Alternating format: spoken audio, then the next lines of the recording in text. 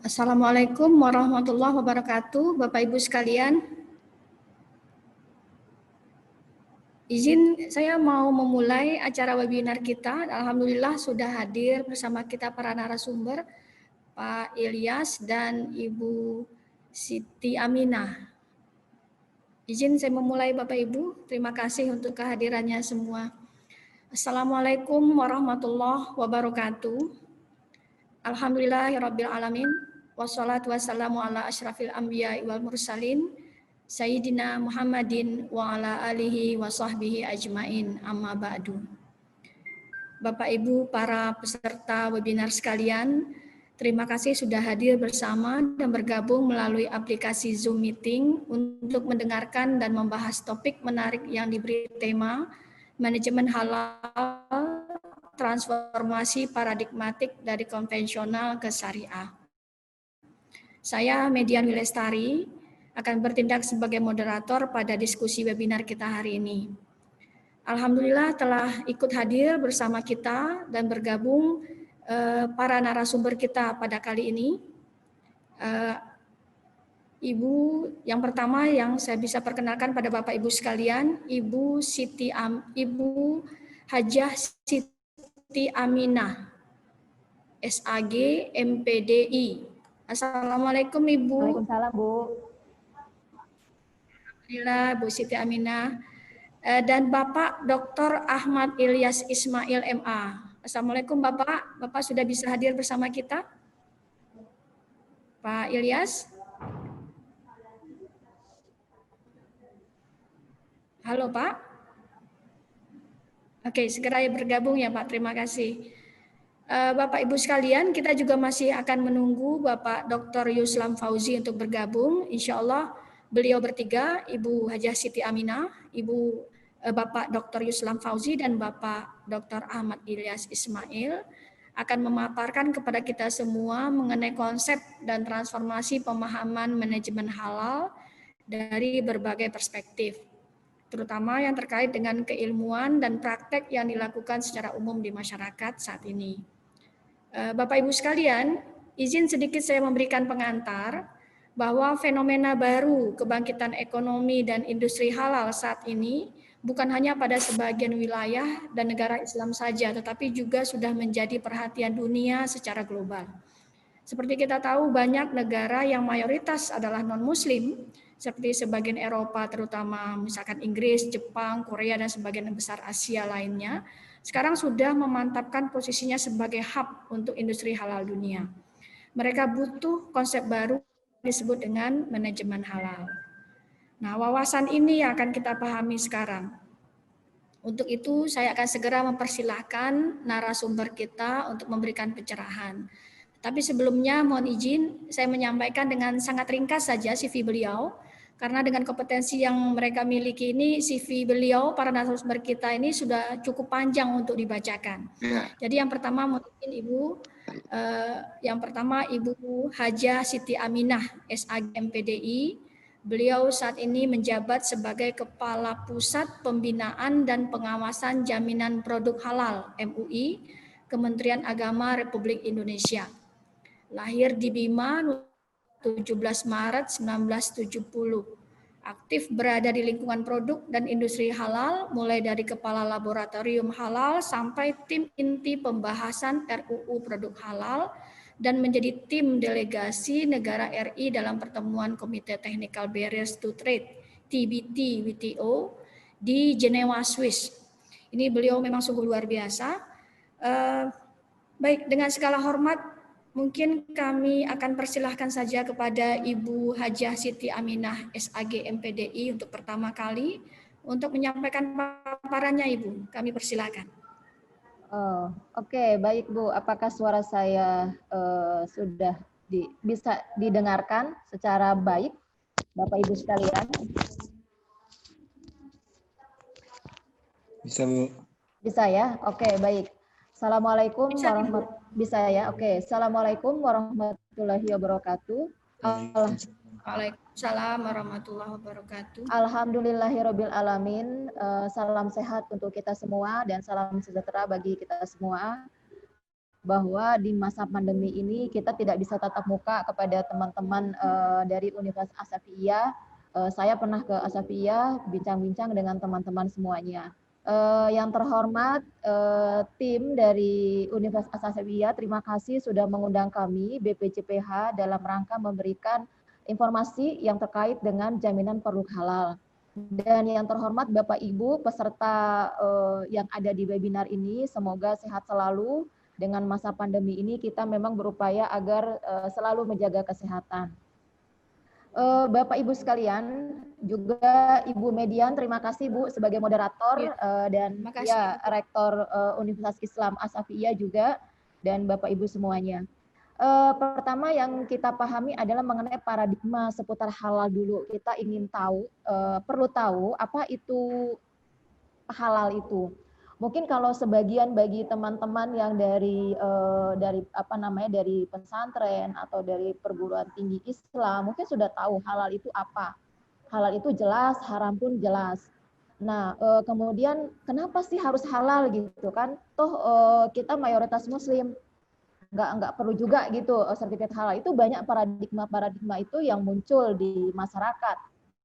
Malah bilang kenapa harus sertifikat halal, kenapa tidak sertifikat haram saja. Nah itu banyak sekali paradigma yang muncul di dalam penyelenggaraan JPH, terutama waktu awal penyusunan Undang-Undang JPH tahun 2004, itu banyak permasalahan yang memang dimunculkan di sana.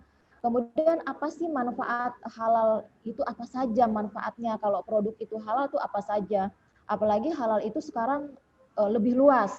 Kalau dulu kan halal itu masih voluntary yang selama ini dilakukan oleh Majelis Ulama Indonesia, masih sukarela, siapapun terserah begitu ya. Tapi sekarang halal itu sudah merambah ke luas. Jadi produk halal adalah makanan, minuman, obat, kosmetik, barang gunaan, jasa lainnya, bisa juga masuk ke barang gunaan yang dipakai, yang digunakan, itu adalah terkait dengan halal itu sendiri. Jadi lebih luas lagi halal itu.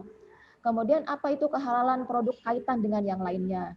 Nah, di sini adalah berkaitan dengan halal berarti kan dibolehkan. Ini sudah umum, semua orang sudah tahu halal itu diperbolehkan. Halal untuk makanan dan minuman merupakan makanan minuman yang diperbolehkan dan dikonsumsi sesuai syariat Islam. Kemudian pada hakikatnya segala sesuatu yang ada di alam ini halal, tapi ada beberapa dalil yang disampaikan terkait dengan kehalalan tersebut. Nah, bagaimana dengan tadi hakikat halal itu yang ada di alam ini? Seperti misalnya, apakah sayur-sayuran perlu sertifikat halal? Apakah buah-buahan segar perlu sertifikat halal? Nah, bagaimana dengan produk-produk yang lainnya? Nah, ternyata halal ini konotasinya beragam. Jadi perlu ada pendekatan yang lebih spesifik. Nah, itu paradigma yang beberapa yang disampaikan oleh masyarakat pada umumnya. Kemudian akhirnya BPJPH atau sebelumnya Kementerian Agama itu mencetuskan namanya Gemar Halal, Gerakan Masyarakat Sadar Halal atau Sadar Halal begitu. Karena tadi paradigma itu kan bicara tentang bank syariah, syariah ekonomi begitu, keuangan syariah itu udah muncul sebelumnya. Ini kalau untuk halal ini memang sudah dilakukan dari tahun 98 oleh Majelis Ulama Indonesia terkait dengan produk, yaitu makanan, minuman, obat, kosmetik. Tapi untuk jasa yang lain yang terkait dengan halal, misalnya tadi bank syariah, keuangan syariah, ekonomi syariah, ekosistem halal itu sudah banyak berkembang. Nah, meningkatnya sadar halal masyarakat gitu, karena tadi munculnya paradigma. Apa perlu halal? Nah, kita ini mayoritas Muslim. Kalau kita pergi ke mana-mana, kalau kita lihat apakah masyarakat aware? Kalau dari hasil dari pantauan kami, kebetulan kemarin kami melakukan penelitian tentang terkait dengan aspek masyarakat milenial atau anak-anak muda yang milenial, itu kalau masuk ke restoran nggak perlu nanya halal, yang akan ditanya adalah apakah produk ini baik atau tidak gitu. Terus harganya, terus enaknya, halal itu kesekian. Kalau ditanya, tetapi kalau ditanya per individu, per personal, orang bertanya, Bapak, Ibu, atau Mas, atau Mbak, apakah produk itu perlu halal? Oh, perlu. perlu dalam segi personal. Tetapi kalau dia sudah datang ke suatu restoran, datang ke suatu tempat, itu tidak dipertanyakan secara detail. Nah, produk halal menjadi pilihan yang memberikan kenyamanan dan ketenangan. Karena kalau kita lihat maraknya produk yang beredar, itu kita lihat ada yang tidak halal. Kalau kita tahu akhirnya tiba-tiba muncul isu, muncul kasus, misalnya contohnya sebelumnya ada mie samyan. Jadi kalau ada kasus baru masyarakat ramai, oh iya ternyata belum halal ya.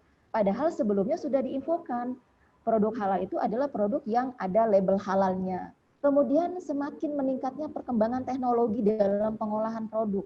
Kalau kita lihat kasat mata, kalau kita lihat pergi ke pasar, kita lihat misalnya pedagang makanan, ya karena makanan itu kan udah dikemas sedemikian rupa, kita tidak tahu halal apa tidak. Tahunya halal atau tidak itu adalah dari kemasannya. Kita lihat ada kemasannya, ada labelnya di kemasan tersebut.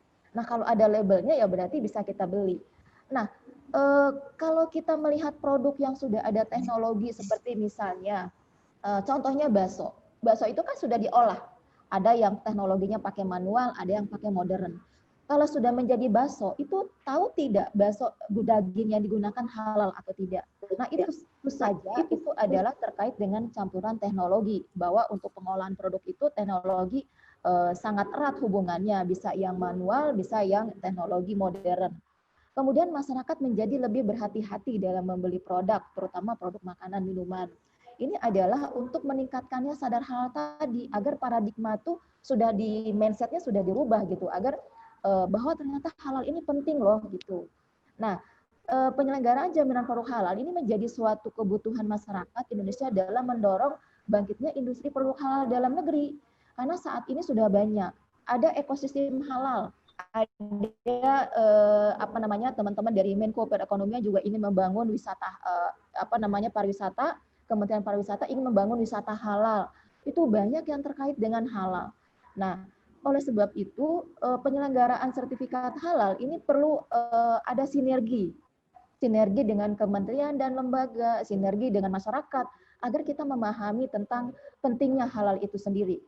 Nah, dalam proses penyelenggaraan JPH itu ada sertifikasi halal, ada pembinaan, ada pengawasan, ada standarisasi dan kerjasama dan lain-lain. Nah, bahan-bahan yang digunakan itu perlu dipastikan jaminan halalnya.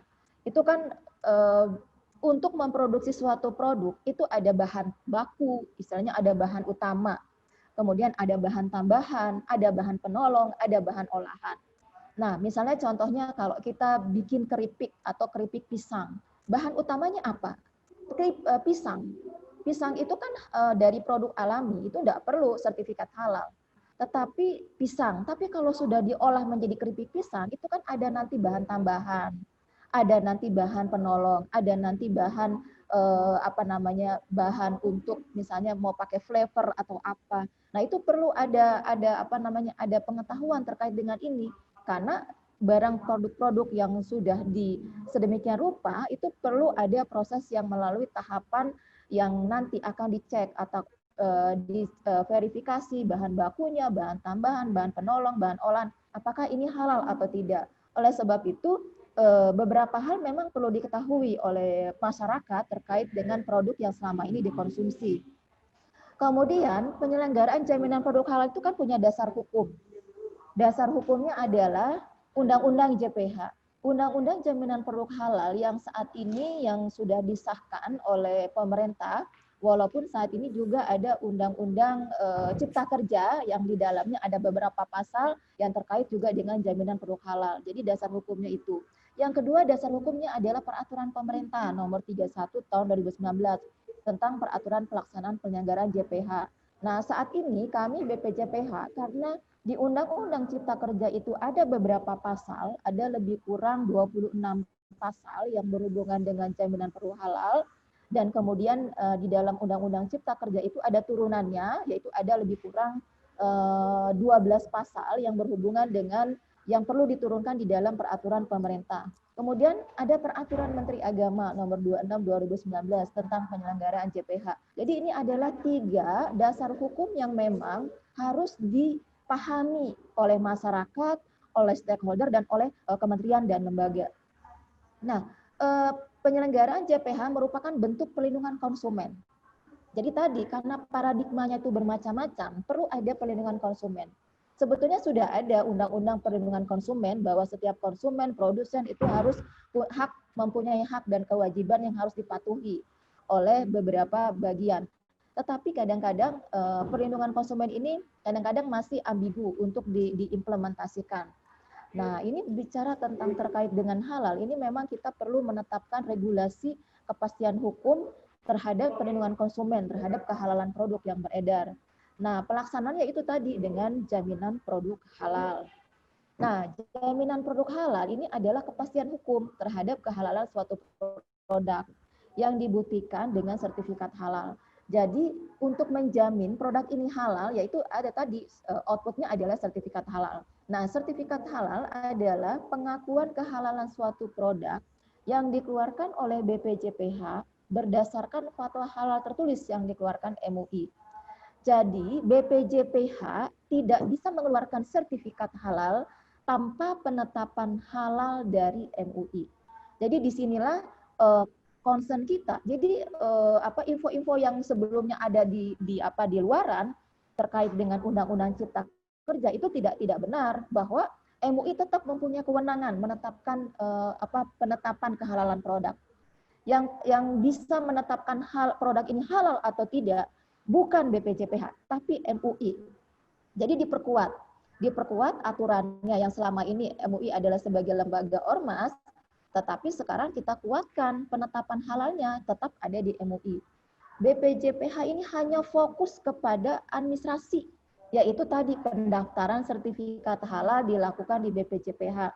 Siapa yang memeriksa adalah LPH, yang di dalamnya ada auditor halal. Nanti yang menetapkan adalah MUI. Baru setelah MUI mengeluarkan penetapan halal, disampaikan ke BPJPH, BPJPH mengeluarkan sertifikat halal. Nah, ini adalah terkait dengan penyelenggaraan JPH. Nah, tujuannya apa? Meningkatkan nilai tambah bagi pelaku usaha dalam memproduksi menjual produk. Jadi, tujuannya penyelenggaraan JPH adalah meningkatkan nilai tambah. Kita memang banyak masyarakat, khususnya pelaku usaha, yang saat ini sangat enggan untuk mengajukan sertifikat halal dengan alasan pertama biayanya mahal, kemudian prosesnya ngejelimet. Nah, tetapi dengan amanat Presiden bahwa pelaku usaha mikro kecil yang mempunyai omset di bawah 1 miliar itu 0 rupiah. Di dalam Undang-Undang Cipta Kerja disampaikan pelaku usaha mikro kecil itu dibebaskan dari biaya. Nah, dalam teknisnya yang dimaksud dengan mikro kecil yaitu tadi mempunyai omset per tahun itu adalah di bawah 1 miliar. Jadi pelaku usaha mikro kecil yang omsetnya di bawah 1 miliar itu pendaftaran sertifikat halal sampai dapat itu adalah 0 rupiah. Nah, di sini adalah untuk meningkatkan nilai tambah. Jadi bagaimana caranya agar pelaku usaha itu dengan adanya produk ini halal itu dapat meningkatkan nilai tambah bagi pelaku usaha itu sendiri. Kemudian memberikan kenyamanan, keamanan, keselamatan, dan jaminan ketersediaan produk halal bagi masyarakat dalam mengonsumsi atau menggunakan produk. Jadi yang pertama adalah pelaku usahanya itu mendapat nilai tambah. Karena setelah halal orang pasti akan memilih itu. Kemudian bagi masyarakat adalah memberikan kenyamanan. Oh iya, saya kalau beli produk ini kalau ada label halalnya, alhamdulillah ini berarti sudah halal. Kita mudah untuk membelinya. Nah, untuk menerimanya. Oleh sebab itu, ini butuh informasi yang jelas kepada masyarakat dan pelaku usaha. Ini adalah terkait dengan tujuan penyelenggaraan JPH. Nah, yang nanti disertifikasi apa saja? Barang dan jasa. Barang itu apa? Makanan, minuman, obat, kosmetik, produk kimiawi, produk biologi, produk rekayasa genetik, serta barang gunaan yang dipakai, digunakan, atau dimanfaatkan oleh masyarakat.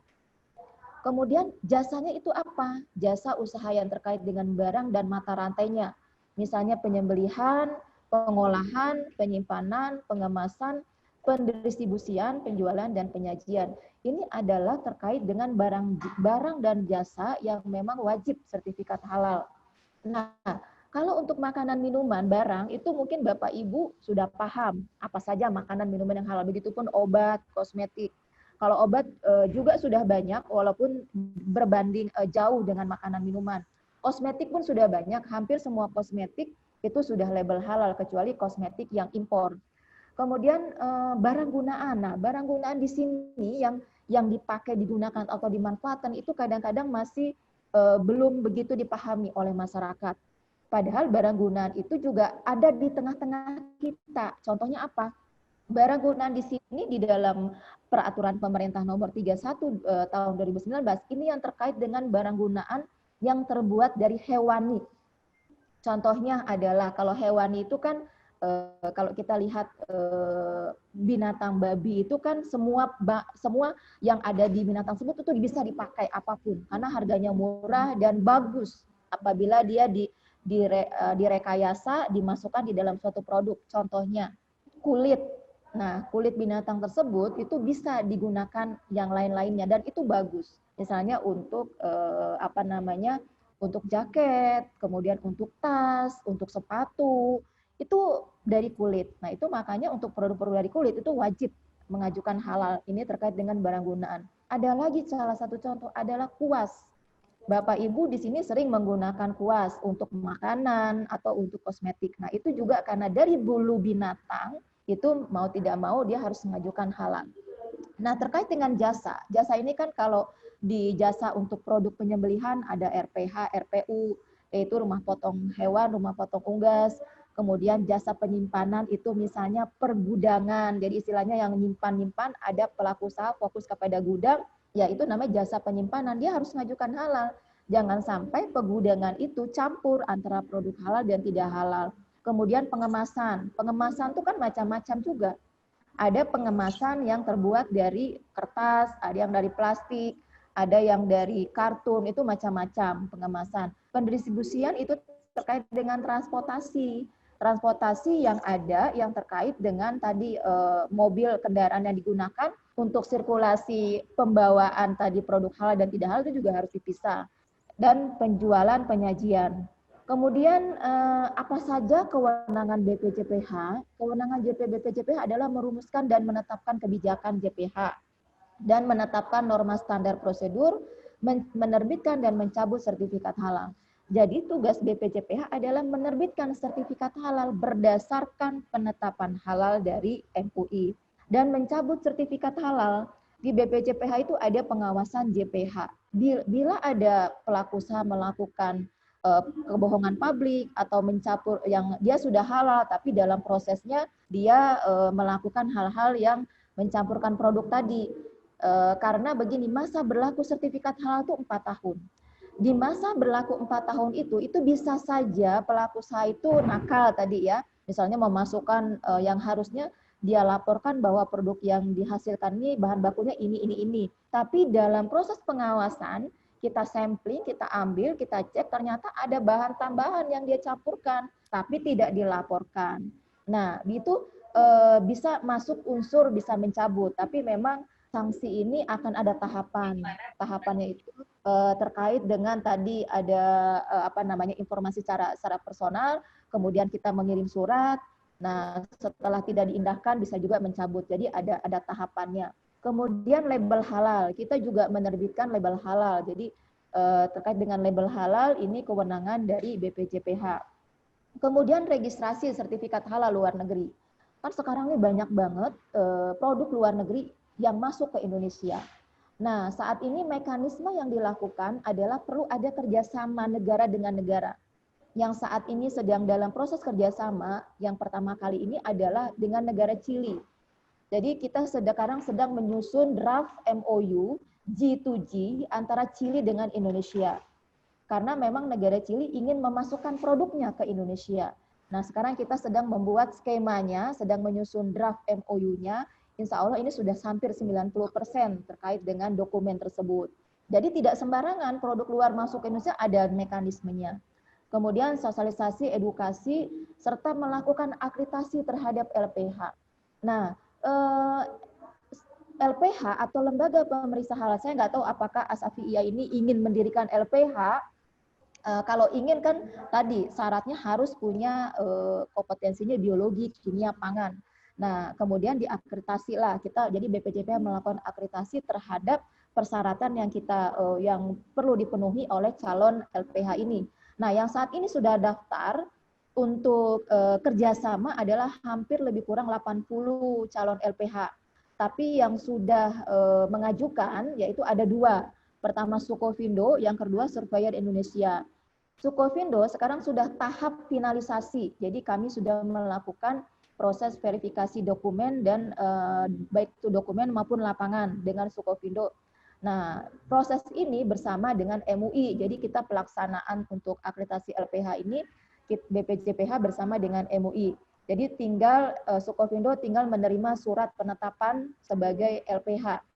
Nah, kedepannya sudah ada lagi, yaitu dari Surveyor Indonesia sudah mengajukan diri. Kalau Sukovindo itu sudah punya 14 orang auditor halal yang sudah lulus uji kompetensi dari LSP MUI. Kalau Surveyor Indonesia itu baru hanya 4 orang calon auditor halal yang sudah lulus uji kompetensi dari LSP MUI. Kemudian melakukan registrasi auditor halal. Jadi kalau mau jadi LPH, auditor halalnya perlu juga di registrasi. Kemudian tadi melakukan pengawasan terhadap JPH. Apa saja yang diawasi? Banyak yang diawasi, mengawasi LPH, mengawasi proses produk halal, mengawasi produk beredar, mengawasi produk yang sertifikat halal, mengawasi label halal, mengawasi keterangan tidak halal, dan beberapa pengawasan yang dilakukan oleh BPJPH. Jadi kita tetap melakukan pengawasan atas produk yang beredar dan juga lembaga yang terkait. Kemudian melakukan pembinaan auditor halal. BPJPH telah melaksanakan diklat pendidikan pelatihan auditor halal itu ada 8 angkatan, sudah jumlah 226 orang dan sudah 6 orang yang lulus uji kompetensi. Jadi tahun depan insya Allah, kalau tahun ini memang belum ada karena kami fokus kepada diklat untuk pengawas JPH dan penyelia halal. Insya Allah tahun depan akan ada pendidikan pelatihan calon auditor halal. Kemudian melakukan kerjasama dengan lembaga dalam luar negeri. Tadi sudah hampir 70 lembaga negara, lembaga dari berbagai negara yang ingin kerjasama terkait dengan jaminan produk halal. Tapi yang baru ditindaklanjuti baru Chili, nanti menyusul Australia, kemudian Selandia Baru, dan beberapa negara Asia lainnya. Nah, ini adalah struktur organisasi Bapak Ibu yang di BPJPH. Jadi kami di bawah Kementerian Agama, namanya BPJPH, Badan Penyelenggara Jaminan Produk Halal. Kemudian di bawahnya ada Sekretaris BPJPH, Sekretaris Badan, ada Pusat Registrasi dan Sertifikasi Halal, kemudian ada Pusat Pembinaan Pengawasan JPH, ada Pusat Kerjasama dan Standarisasi Halal. Ini adalah terkait dengan struktur organisasi di bawah BPJPH. Yang kami adalah di bawah struktur Kementerian Agama, setingkat eselon 1. Jadi memang kepala balai, kepala badan itu ada 2 sekarang selain diklat, Pusdiklat, yaitu sekarang BPJPH. Nah, seputar jaminan produk halal. Jadi jaminan produk halal itu bicara tentang produk halal, bicara tentang proses produk halal, bicara tentang auditor halal, penyelia halal, sertifikat halal, dan sertifikasi halal. Kalau sertifikat halal itu kan sertifikatnya, kalau sertifikasi halal itu adalah prosesnya. Nah, kemudian ini terkait dengan pelaksanaan sertifikat halal menyangkut beberapa hal, ya pelaksanaan JPH-nya, yaitu bahan yang digunakan halal atau tidak, proses produk halalnya juga halal atau tidak, penanggung jawab proses produk halal, ada penyelia halal. Jadi ini satu rangkaian yang tidak dipisahkan yang ada di perusahaan tersebut. Ini adalah mekanisme terkait dengan pendaftaran sertifikat halal. Jadi pelaku usaha daftar ke BPJPH, mengajukan permohonan ini dokumennya bila Bapak Ibu misalnya khususnya pelaku usaha kecil, bila dirasa sulit untuk membuat permohonan, kami juga sudah membuat template-nya di website BPJPH. Jadi bisa tinggal di-download. Kemudian dia mengajukan beberapa syarat di sini, yaitu pertama dia kalau permohonannya bisa mengunduh surat permohonan, kemudian juga disertakan dengan aspek legal. Jadi aspek legal itu bisa NIB, bisa SIUP, bisa PIRT, bisa izin usaha mikro kecil. Jadi ini adalah terkait dengan beberapa hal yang berhubungan dengan aspek legal pelaku usaha itu. Kemudian penyelia halal, kemudian juga nama jenis produk, kemudian daftar bahan apa, proses produk halal, dan lain-lain. Ini adalah alur proses dari pendaftaran yang nanti BPJPH akan memeriksa. Setelah diperiksa nanti akan diperiksa oleh LPH, dalam hal ini LP POM MUI yang akan datang ke proses produksi Bapak Ibu sekalian sebagai pelaku usaha. Kemudian penetapan fatwa halal, barulah penerbitan sertifikat halal. Nah, ini tadi yang saya sampaikan mengenai apa itu pemeriksaan kehalalan produk, itu yang terkait dengan pemeriksaan keabsahan dokumen, kemudian pemeriksaan di lapangan. Nah, ini yang berhubungan dengan pemeriksaan. Kemudian bicara tentang pembinaan JPH. Jadi BPJPH ini sudah melakukan beberapa pembinaan tadi. Pertama, untuk meningkatkan kesadaran masyarakat dalam mengonsumsi dan membeli produk halal, kemudian meningkatkan kesadaran pelaku usaha, meningkatkan komitmen auditor halal dalam melakukan pemeriksaan kehalalan produk, serta meningkatkan kepatuhan LPH, Lembaga Pemeriksa Halal. Jadi di sini berkaitan dengan LPH, auditor halal, pelaku usaha, konsumen, dan penyelia halal. Kemudian BPJPH melakukan pengawasan diantaranya kepada LPH, masa berlaku sertifikat halal, kemudian kehalalan produk, pencantuman label halal, pencantuman keterangan tidak halal, serta pemisahan lokasi tempat dan alat penyembelihan, pengolahan, penyimpanan, pengemasan, dan lain-lain, serta keberadaan penyelia halal dan kegiatan yang lain terkait dengan ini. Pengawasan bisa dilakukan antara BPJPH dengan lembaga terkait, baik itu pusat maupun daerah. Jadi ini adalah terkait dengan pengawasan itu sendiri.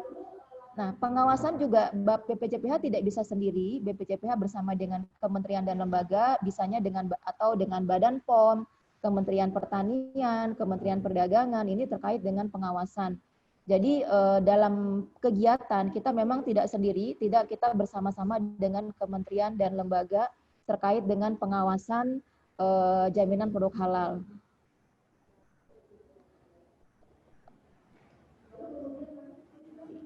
Oke, mungkin itu saja Bapak Ibu sekalian terkait dengan beberapa hal yang berhubungan dengan jaminan produk halal, paradigmanya. Jadi memang paradigma yang saat ini muncul di masyarakat itu masih belum belum duduk begitu. Sehingga pelaksanaan pembinaan yang kami lakukan itu masih perlu dilakukan secara masif. Karena masih banyak masyarakat yang belum aware dengan halal, kemudian juga kementerian dan lembaga juga sebetulnya sudah membantu kita. Nah, saat ini BPJPH sedang melakukan sesuai dengan amanat Presiden bahwa pelaku usaha mikro kecil itu 0 rupiah. Saat ini kami sudah melakukan bimbingan teknis kepada pelaku usaha mikro kecil sebanyak 3.283 dari 20 provinsi. Oleh sebab itu, dengan adanya ini, kami butuh bantuan teman-teman khususnya dari Universitas Asafia. Bila memang punya pelaku usaha binaan, ini perlu ada informasi yang jelas. Karena kita butuh data yang banyak, jadi data yang kita dapatkan itu sebagian ada dari dinas-dinas terkait. Oleh sebab itu, dengan adanya Universitas Asafia ini kan sudah MOU dengan BPJPH sebagai halal center, ini tugasnya bisa membina pelaku usaha di sekitarnya. Sehingga kalau kita lihat begitu banyak pelaku usaha yang beredar yang di sekitar kita yang memang butuh dibantu oleh kita semua. Mungkin itu saja Bapak Ibu terkait dengan materi yang bisa saya sampaikan. Bila ada yang ingin dipertanyakan silakan. Demikian, wassalamualaikum warahmatullahi wabarakatuh. Waalaikumsalam warahmatullahi wabarakatuh. Terima kasih Ibu, Ibu mencerahkan informasi yang disampaikan. Baik Bapak Ibu sekalian, untuk sementara kita tahan dulu pertanyaan dan diskusi mengenai yang disampaikan Ibu Siti Aminah tadi.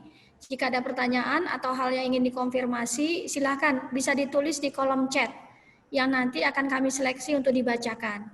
Dan insya Allah ada reward nanti, reward buku sebagai apresiasi yang diberikan oleh penerbit Raja Wali Grafindo.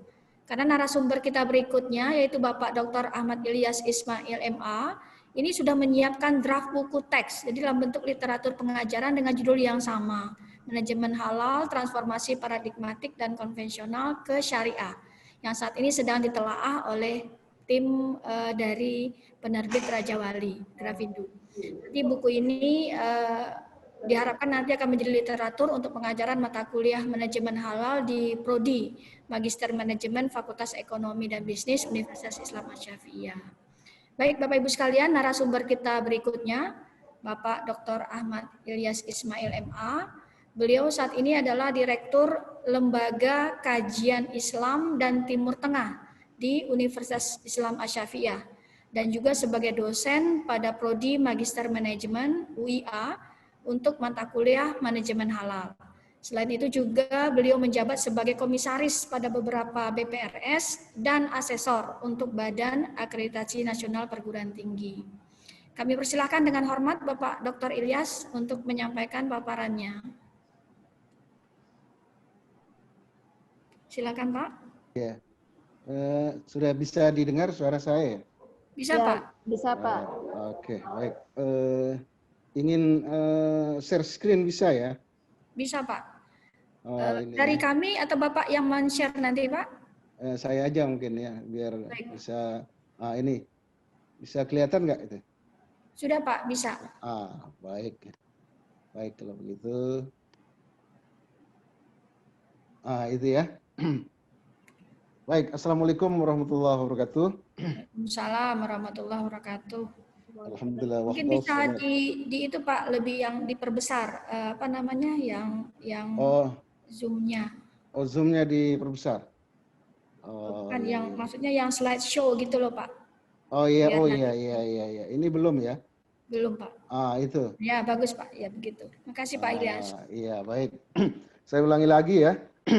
Assalamualaikum warahmatullahi wabarakatuh. Waalaikumsalam warahmatullahi Alhamdulillah wahda wassalatu wassalamu ala man la nabiyya ba'dah wa ala alihi wa sahbihi wa man tabi'ahu huda wa ba'du. Yang saya muliakan narasumber terdahulu, kolega saya Ibu Hajah Siti Aminah MID dari Majelis Ulama Indonesia. Bukan Pak, dari BPJPH, dari Kementerian Agama ya? Iya Pak. Baik. Kita belum ketemu. Saya di MUI tapi di Komisi PP namanya. Komisi Penelitian dan Pengkajian. Yang ngurusin paham-paham aliran-aliran. Aliran, iya. Sama Profesor Utang Ranuwijaya itu. Iya Pak. Salam kenal Pak. Iya, Alhamdulillah. Bisa ketemu secara virtual. Iya. Juga hormat saya kepada Ibu Dr. Midian, ini moderator dan juga Dekan Fakultas Ekonomi dan Bisnis Universitas Islam Asy-Syafi'iyah. Bapak dan Ibu, seluruh mahasiswa Magister Manajemen, Ekonomi, seluruh yang hadir, mudah-mudahan semuanya dirahmati oleh Allah SWT. Amin. Pertama, saya bisa bersyukur pada Allah bisa mengikuti webinar yang sangat penting ini, Manajemen Halal, Transformasi Paradigmatik dari Konvensional ke Syariah. Nah, ini sangat penting, sangat menarik. Kita bisa webinar secara virtual ya, dengan kekuatan dan kelemahannya. Menarik, memang manusia itu kalau dalam filsafat punya kemampuan melakukan apa yang disebut dengan transendensi. Ya, transendensi itu menembus, melepas dari kekuatan-kekuatan yang alami di bawah sejak lahir. Ya. Contoh, manusia lahir dengan takdir tidak bisa berenang. Tapi manusia tidak kekurangan akal, dia belajar bisa berenang.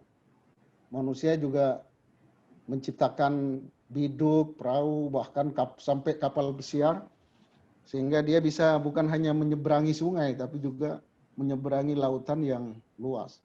Itu kemampuan transendensi manusia yang luar biasa. Manusia lahir dengan takdir tidak bisa terbang. tapi dia tidak kekurangan akal untuk kemudian menciptakan alat. Namanya pesawat, dia kemudian bisa terbang mengelilingi alam dunia ini. Dan kita sekarang ini berkat kemampuan manusia itu bisa bertemu secara virtual. Oleh karena itu manusia, banyak pakar yang mengatakan tidak cukup lagi hanya disebut Homo sapien. Ya, karena Homo sapien itu hanya bisa menciptakan satu realitas, yaitu realitas fisik itu. Nah, sekarang manusia disebutnya Homo digitalis atau Homo virtualis, karena bisa menciptakan dua realitas. Realitas fisik, offline, dan realitas virtual. Dugaan saya, tidak lama lagi manusia akan dengan kemampuan transendensinya itu, dia bisa menciptakan alat yang lebih canggih lagi. Saya menduga webinar seperti yang kita lakukan sekarang ini mungkin akan terasa sangat kuno gitu, sangat tradisional ya. Maksudnya dalam waktu ke depan gitu, mungkin manusia virtualis itu akan bisa menciptakan dua realitas yang padu gitu. Ya offline tapi juga online sekaligus.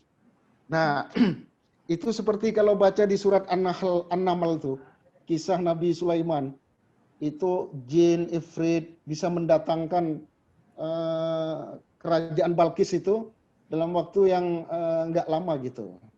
Tetapi kemudian ada kemampuan yang lebih tinggi lagi diciptakan oleh manusia, yaitu orang yang beriman. Orang yang ekonominya dan manajemennya syariah gitu, halal. Nah ini maksud saya. Jadi dikatakan tuh dalam surat An-Naml ayat 40 itu, wa qala alladzi indahu ilmun minal kitab ana atika bihi qabla ayyartadda ilaika tarfuk. Katanya Nabi Sulaiman, ini orang beriman yang menggunakan manajemen syariah itu. Katanya, aku bisa datangkan kerajaan Balkis itu sebelum mata Anda berkedip. Wah, itu kemampuan transendensi. Tapi basicnya itu iman. Nah, ini saya kasih pengantar. Ekonomi itu kalau syariah, manajemen itu kalau syariah, halal, dia akan jadi kekuatan. Tapi syaratnya satu ya, tidak banyak modifikasi. Nah, di LKS, Lembaga Keuangan Syariah, Bisnis Syariah, itu di Indonesia karena banyak ada faktor-faktor ya, yang katakan dalam tanda petik menjadi kendala, itu tidak syariah dalam pengertian yang sejati gitu. Ada modifikasi sehingga kekuatannya itu belum sepenuhnya. Bahkan menimbulkan orang yang tidak mengerti, wah ini sama saja ini ekonomi bank syariah dengan konven. Pengantar ini saya tunjukkan untuk menyatakan, jadi syariah alladzi indahu ilmun minal kitab, jadi konsep teori ekonomi yang digali dari Quran dan hadis itu adalah kekuatan yang mengalahkan kekuatan siapa saja. Ibu Dekan, Ibu Siti Aminah dan peserta webinar yang saya muliakan. Ya, saya tadi lupa mengklarifikasi sedikit ya tentang saya tadi bukan komisaris ya, mohon maaf, tapi DPS ya. Ya, Dewan Pengawas Syariah di 2 BPR Syariah, 1 di HIK Bekasi, 1 di HIK Bahari Tegal. Baik Pak, terima kasih koreksinya Pak. Ya, baik. Kita masuk ke materi yang menjadi pembahasan saya. Ini yang pertama, ini background ya. Ini itu penting sekali untuk teman-teman mahasiswa. Kalau bicara judulnya kan manajemen halal ya, atau manajemen syariah, transformasi paradigmatik dari konvensional ke syariah, itu tema yang menarik diusulkan Ibu Dekan dan yang saya apresiasi dan saya kasih kerangka teoretik. Nah ini khusus untuk adik-adik Mas ya, kalau kita bicara ekonomi dan manajemen halal, ini dasarnya pertama itu Al-Baqarah 282. Ini penting dicatat. Ini ayat yang paling panjang di dalam Al-Quran. Al-Baqarah 282 itu berbicara tentang transaksi bisnis, hutang piutang. Lalu dikatakan di sini ada illa antakuna tijaratan hadiratan tudirunaha, kecuali bisnis yang dilakukan secara tunai, yang dikelola, dimanage di antara kalian. Nah, kata manajemen itu dari kata tudirunaha, ya, idarah. Nah, memang ada yang mengatakan dalam bahasa Arab itu dari kata tadbir, karena Allah itu mengatur, yudabbirul amr. Tapi dalam banyak sumber Islam, kata manajemen syariah atau manajemen Islam itu diambil dari ayat 282, ya, tudirunaha. Dalam bahasa Arab, manajemen itu disebut al-idarah. Al-idarah Islamiyah itu manajemen Islam, al-idarah asy-syar'iyyah itu manajemen syariah. Ibu Dekan itu sangat inovatif mengusulkan ke saya supaya menggunakan term manajemen halal.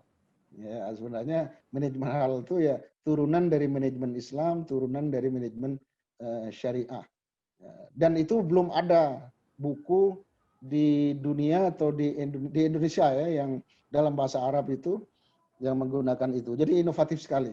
Jadi kalau diarabkan itu al-idarah ala tariqatil halal gitu. Itu Bu Dekan, itu bahasa Arabnya. Nah, menarik ayat yang pertama, teman-teman sekalian. Ini menurut Profesor Yunus Al-Masri, ayat ini revolusioner. Coba bayangkan, ayat ini turun abad ke-7 dalam dunia yang gelap, dalam masyarakat Arab yang illiterate, yang mayoritas masih buta huruf, bahkan Nabi Muhammad sendiri disebut ummi, al-ummi. Ummi artinya la ya'riful kitabah, tidak bisa membaca, tidak bisa menulis. Tapi Al-Baqarah 282 yang berbicara tentang manajemen bisnis dan perdagangan itu menyuruhnya itu supaya di manage, di administrasi. Di ayat yang pertama, yang awal itu kan idza tadayantum bidainin ila ajalin musamma faktubu. Wah, jadi kalau kamu melakukan transaksi bisnis tidak tunai, harus dan wajib hukumnya ditulis. Gitu. Padahal yang nerima belum bisa menulis. Jadi ayat ini revolusioner sekali. Ya, itu yang nanti mengubah ya masyarakat Arab yang jahiliyah menjadi masyarakat yang maju dan berkeadaban. Jadi ayat itu sudah memerintah orang Islam supaya melakukan administrasi, pencatatan, sudah ada akuntansinya kalau bahasa sekarang. Ini disiplin ilmunya Ibu Dekan kita ini sebagai akuntan. Nah, yang kedua, ini Az-Zukhruf 32. Ini ayat ini mengatakan bahwa manusia itu dalam kehidupannya, di dalam bisnis dan usahanya dalam satu perusahaan itu terbagi dua. Ada yang kelompok yang tinggi, pemegang kekuasaan, ada yang kelompok rendah yang diperintah. Wa rafa'na ba'dahum fawqa ba'din darajat. Nah, ini kalau teori dasar manajemen dari Peter Drucker itu, manajemen itu terkait dengan organisasi, dan organisasi itu ada kelompok orang. Tapi orang itu dikelompokkan jadi dua. Satu kelompok yang memberi perintah, ya, itu kira-kira top management ya. Sebagian lagi yang diperintah. Persis seperti yang disebut dalam ayat ini. Sebagian diangkat beberapa derajat atas sebagian yang lain. Nah, kalau bahasa Arabnya ada manusia dalam organisasi. Organisasi itu bisa perusahaan, bisa rumah sakit, bisa perguruan tinggi. Ada kelompok al-amirun yang memberi perintah. Nah, ada al-munaffidun, kelompok yang pelaksana yang diberi pemerintah. Nah, ini adik-adik yang belajar ekonomi dan manajemen halal mesti memperhatikan landasan dua ayat ini. Jadi tadi sudah dihantar dengan baik mengenai jaminan produk halal. Nah, produk halal itu sekarang dipasarkan di pasar halal global. Dan karena itu butuh manajemen. Nah, saya lebih spesifik pada manajemennya ini. Begitu ya Bu Dekan ya. Nanti Ya, Pak. waktunya tolong diberitahu. Kalau bicara itu lupa saya itu, harus diingatkan. Oh, Pak, silahkan Pak. Nanti Ya, kami ingatkan kalau ya, sudah maghrib Pak. ya, ya. Ini baru landasannya ini. Kita masuk yang berikutnya ya. Ya baik Pak. Ini konsep manajemen halal. Ini kan banyak ditanya. Ini saya yang mengkonsep atas usulan dan masukan dari Ibu Dekan. Apa sebenarnya manajemen halal? Itu kan yang ditanya oleh mahasiswa ya. Jadi sebenarnya saya ingin katakan manajemen halal adalah sebuah konsep manajemen yang asasnya digali dari Al-Quran, As-Sunnah, dan pemikiran ulama. Nah, tapi ini saya kasih prinsip-prinsip umumnya. Prinsip-prinsip. Kalau pemikiran perkembangan teori Islam tidak menolak, asal bisa dikompromikan dengan prinsip-prinsip umum Islam. Baik konsep pemikiran itu dari timur atau dari barat. Yang berikutnya, konsep manajemen halal adalah sebuah konsep manajemen yang terikat oleh nilai-nilai Islam. Nah, nanti apa keterikatannya itu nanti ada di slide ini. Jadi kalau manajemen konvensional, manajemen barat itu tidak terikat oleh nilai-nilai. Yang penting menguntungkan. Dia mengejar untung, proses caranya itu dia bisa menabrak ya, nilai-nilai agama, akhlak, dan seterusnya. Manajemen halal itu berbeda. Nah, yang ketiga dikatakan manajemen halal adalah konsep manajemen yang diorientasikan untuk menciptakan maslahah atau benefit. Nah, ini dalam manajemen itu ada berbeda. Kalau di manajemen konven itu ada namanya maksimum profit. Bahasanya profit itu keuntungan, mengejar uang, mengejar. Di dalam konsep syariah, tujuannya itu namanya benefit. Beda, maslahat. Nah, maslahat itu bukan hanya untuk kepentingan pemilik perusahaan, tapi semua orang, stakeholders yang ada di perusahaan itu, bahkan secara umum untuk meningkatkan ya, kemajuan ekonomi masyarakat Islam. Itu konsep dasar dari manajemen halal. Jadi kalau ditanya apa bedanya, beda sekali. Makanya saya menggunakan istilah paradigmatik, karena perbedaannya itu mendasar. Nah, mohon maaf, Syekh Yusuf Qaradawi itu memang hanya menyebut ekonomi nilai-nilai. Iktisadu qiyam wa akhlak. Ekonomi nilai-nilai. Nah, saya mendukung Profesor Yunus Al-Masri, jadi ingin lebih tinggi, bukan hanya ekonomi nilai-nilai. Karena paradigmanya berbeda. Nah, itu makanya digunakan transformasi paradigmatik. Ya, karena ada unsur yang berbeda. Nah, berikutnya ini terminologi halal. Ya, kemarin tadi sudah dijelaskan Ibu Siti Hajjah Siti Aminah ya. Jadi gini, jadi istilah kan ditanya ini kok menggunakan manajemen halal. Ya, itu saya bilang istilah lain dari manajemen Islam, al-idarah al-islamiyah atau manajemen syariah. Al-idarah asy-syariah itu sudah sangat masyhur dalam literatur-literatur berbahasa Arab.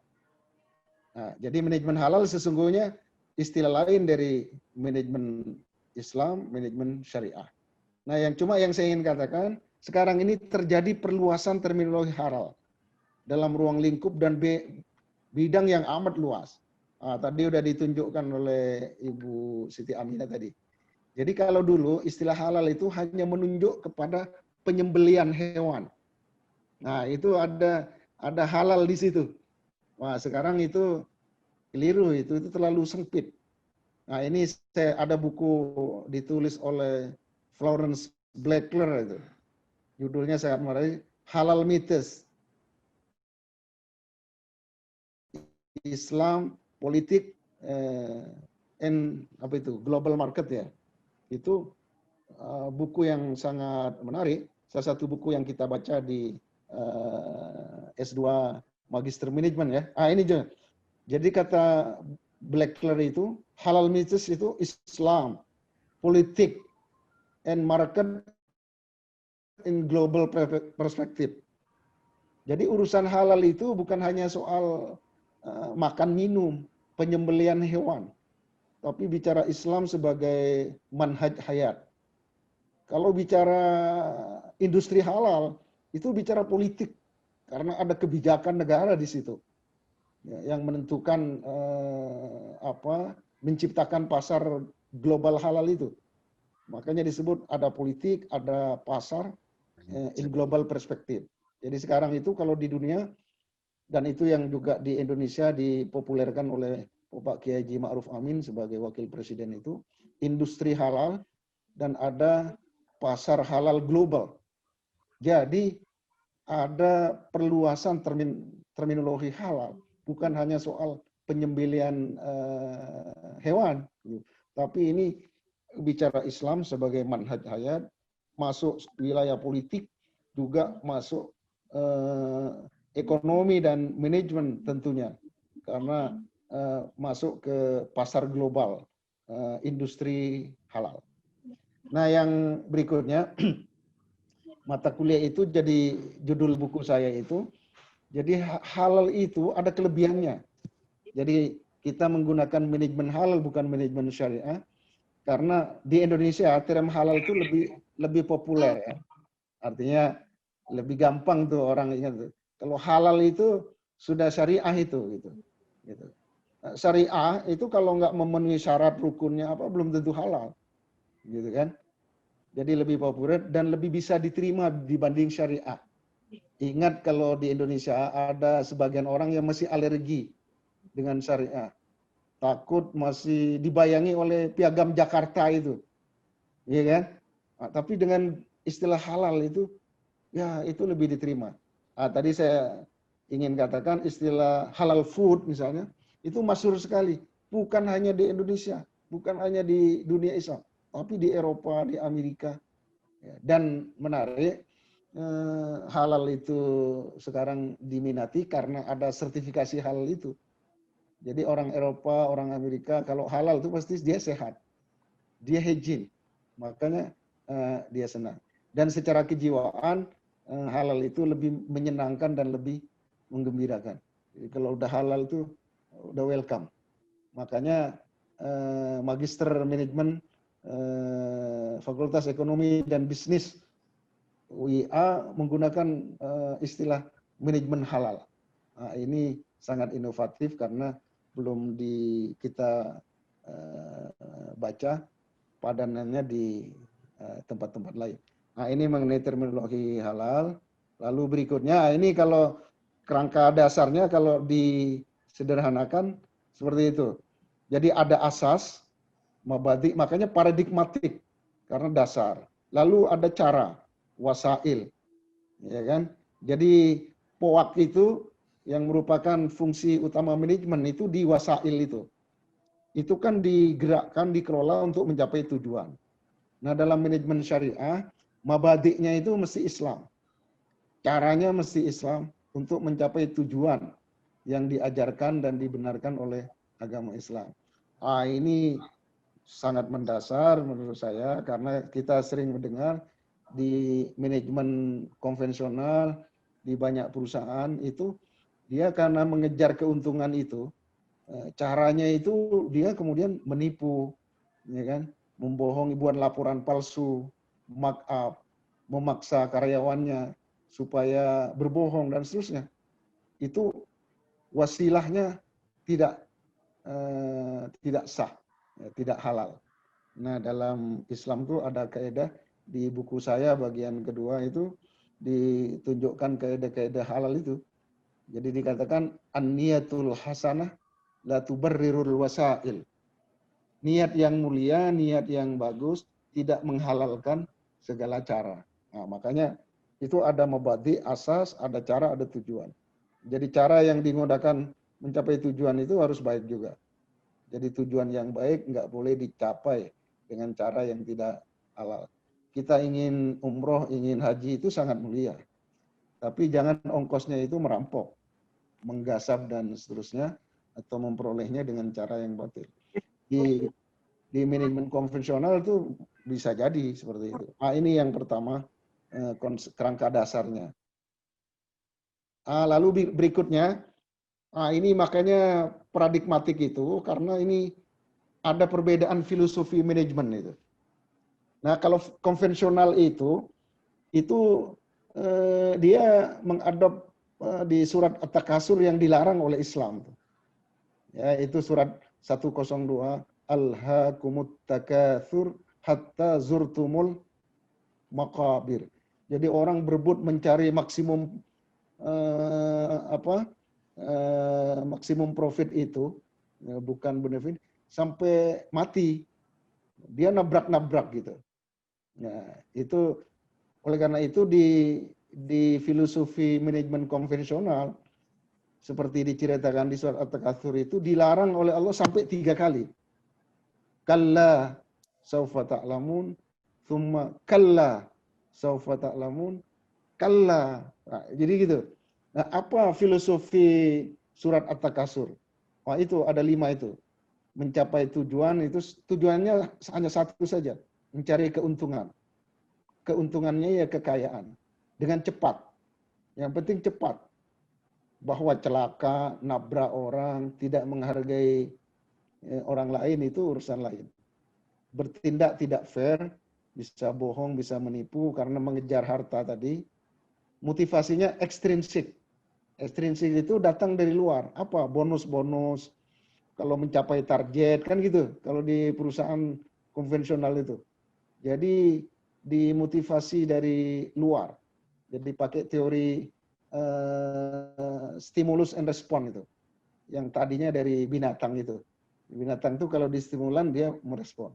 Sebenarnya kalau manusia itu yang sejati tidak begitu.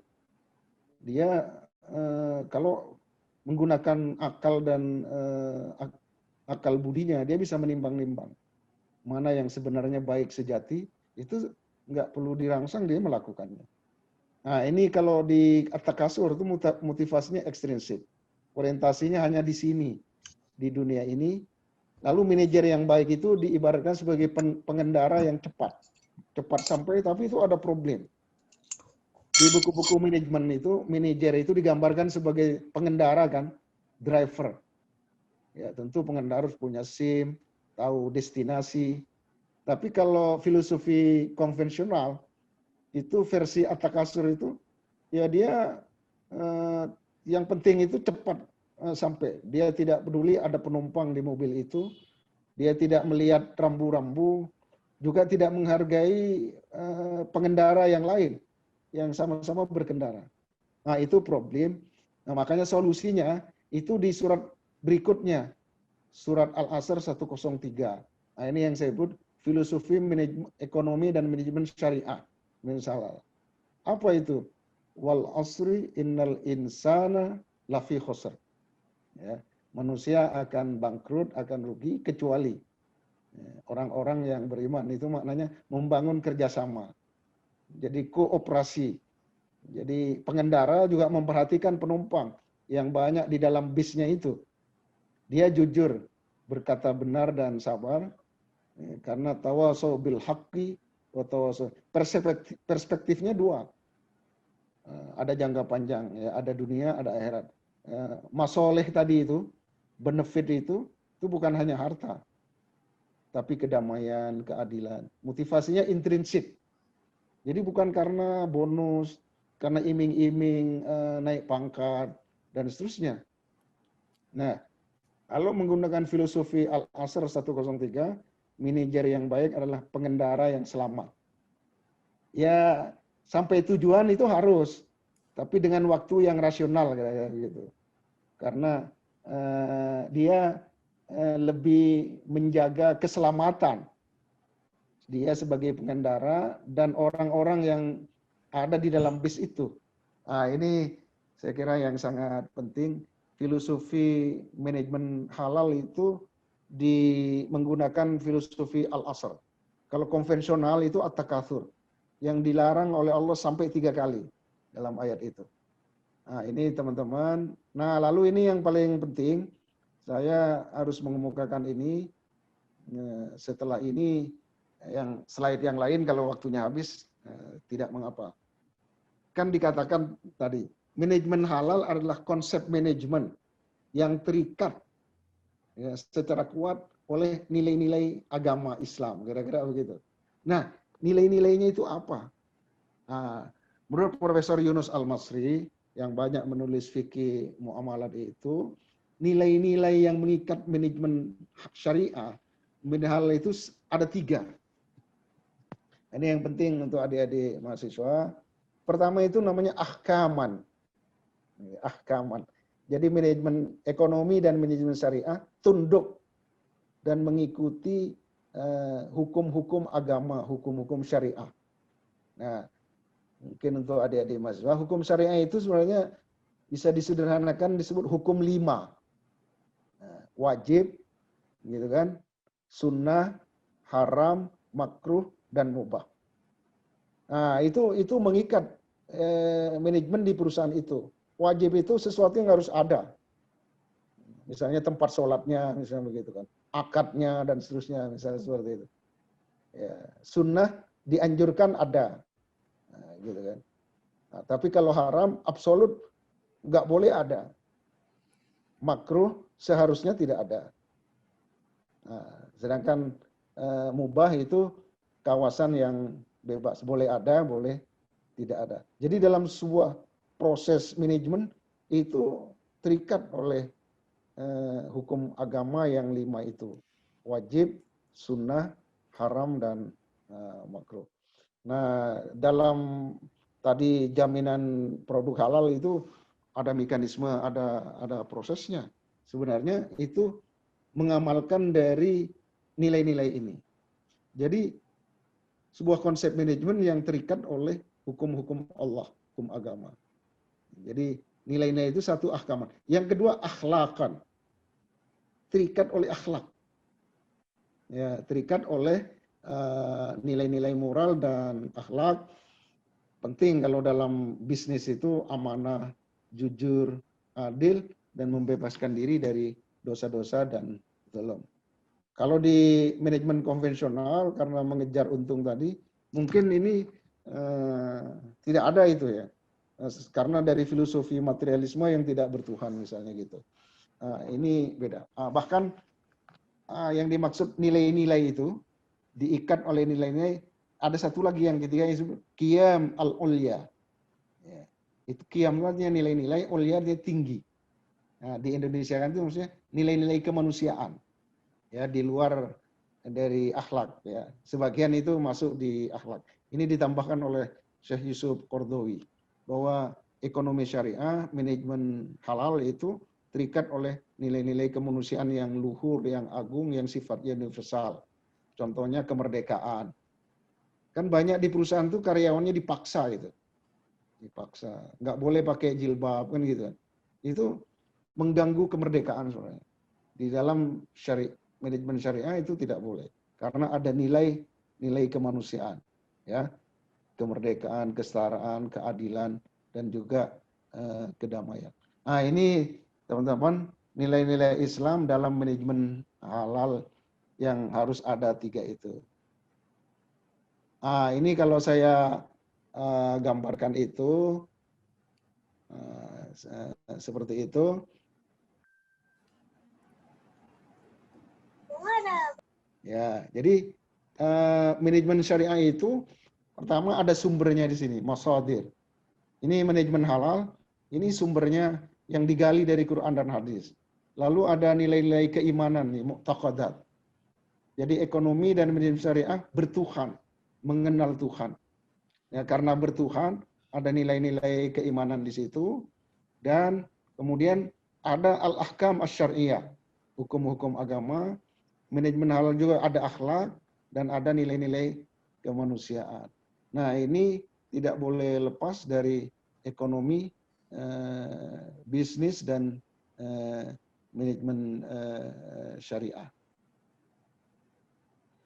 Nah, ini yang penting menarik nanti seperti disebut oleh Bu Siti Aminah tadi. Jadi kalau bicara manajemen ini kan nanti manajemen bisnis itu ada kaitannya dengan produksi. Ya, ada produksi, bahasa Arabnya itu intaj, marketing, taswik, pengembangan, ya, manajemen pengembangan manusia, al-quwa al-islamiyah, istilah yang lazim adalah manajemen SDM, lalu manajemen waktu dan manajemen uang ya, financial management. Nah, manajemen halal ini baik aspek produksi, marketing, manajemen SDM, manajemen keuangan ini terikat dari yang 5 tadi.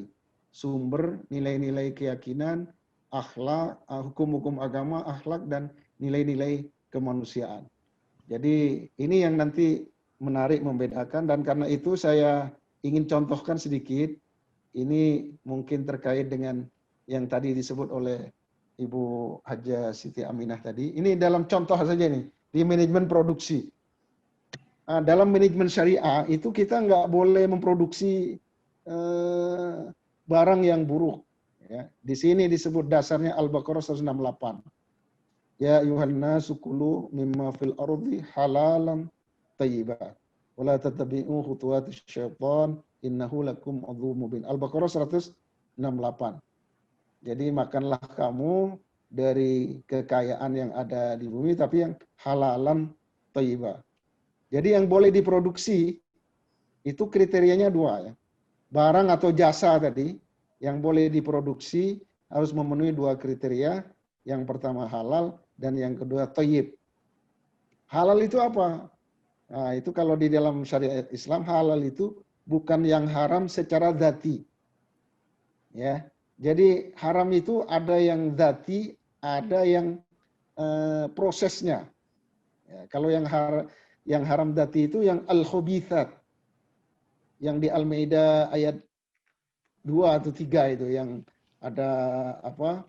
Bangkai, darah, babi dan seterusnya. Itu haram secara esensi dzati. Tapi ada haram bukan dzati.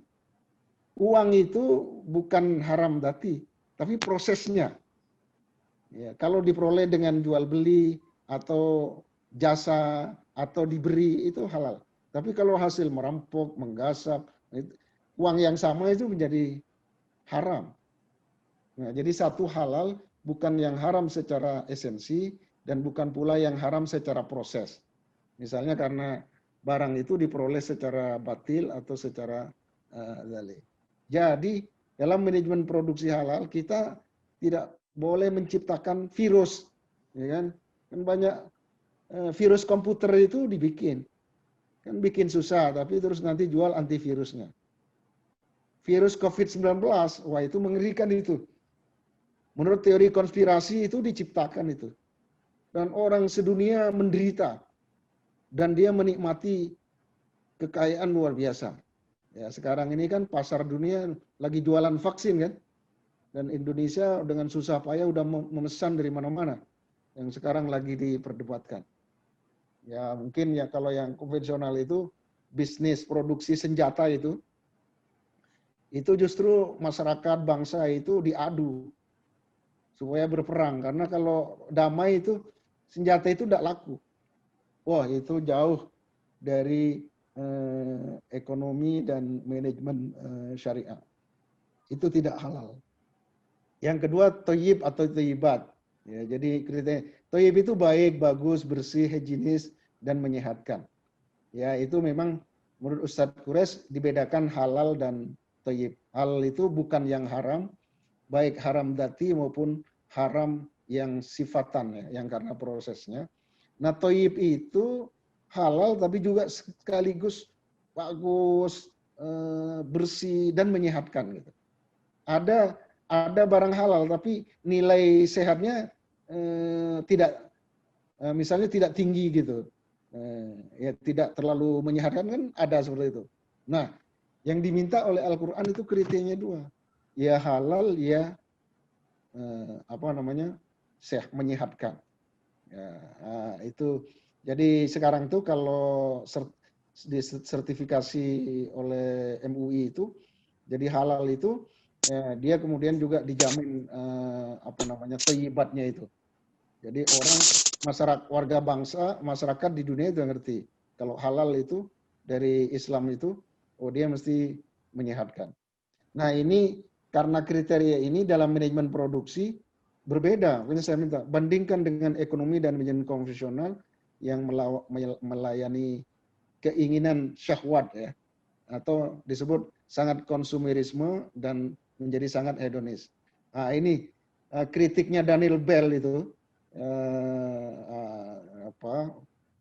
pakar dari Harvard University, dia bilang kapitalis ini akan bangkrut dalam waktu dekat karena dia melepaskan nilai-nilai moral.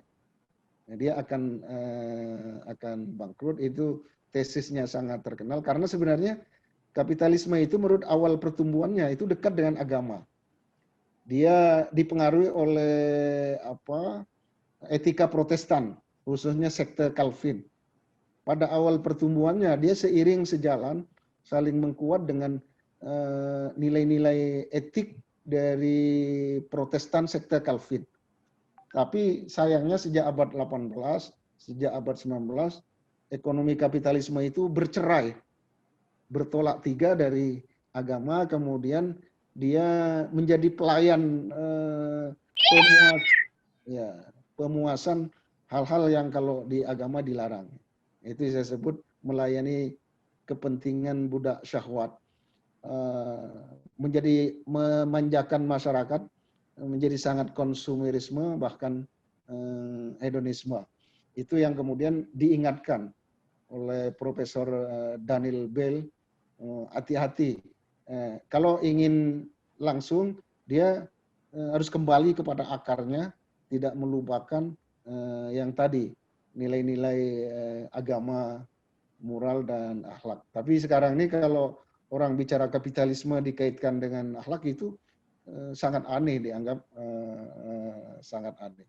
Tetapi itu dikritik sendiri di dunia barat, dan itu yang dijadikan dasar oleh masyarakat Islam untuk orang Islam harus membangun ekonomi syariah yang terikat secara kuat dengan nilai-nilai agama berupa tiga tadi, ahkaman, akhlakon, dan qiyam al-ulia.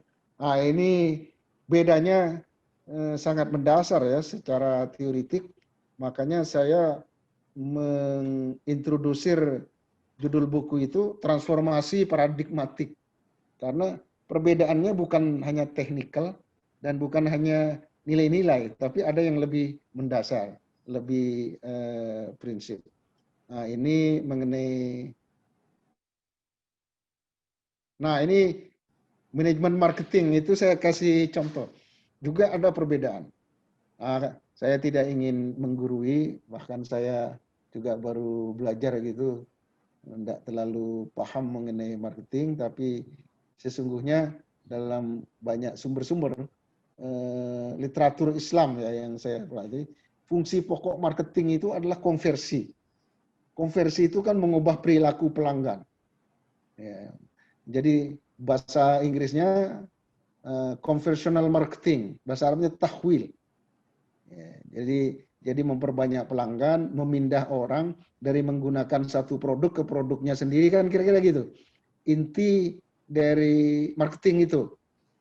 Nah, dalam marketing Islam itu sejatinya merupakan proses marketing yang mengambil posisi berlawanan dengan marketing konvensional. Oleh banyak pemikir Islam itu disebut counter marketing. Counter marketing, marketing yang melawan. Jadi karena misalnya di perusahaan konven yang nggak syariah kan dia menjual babi, menjual minum-minuman keras, menjual rokok, menjual virus tadi kan. Nah itu di counter marketing. Dalam marketing Islam kita harus melawan itu gitu. Memindahkan pelanggan dari mengkonsumsi barang haram menjadi mengkonsumsi barang dan jasa yang halal.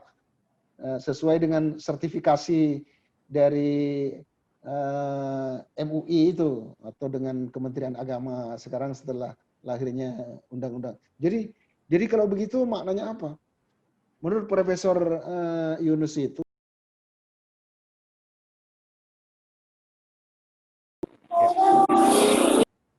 ya, halo?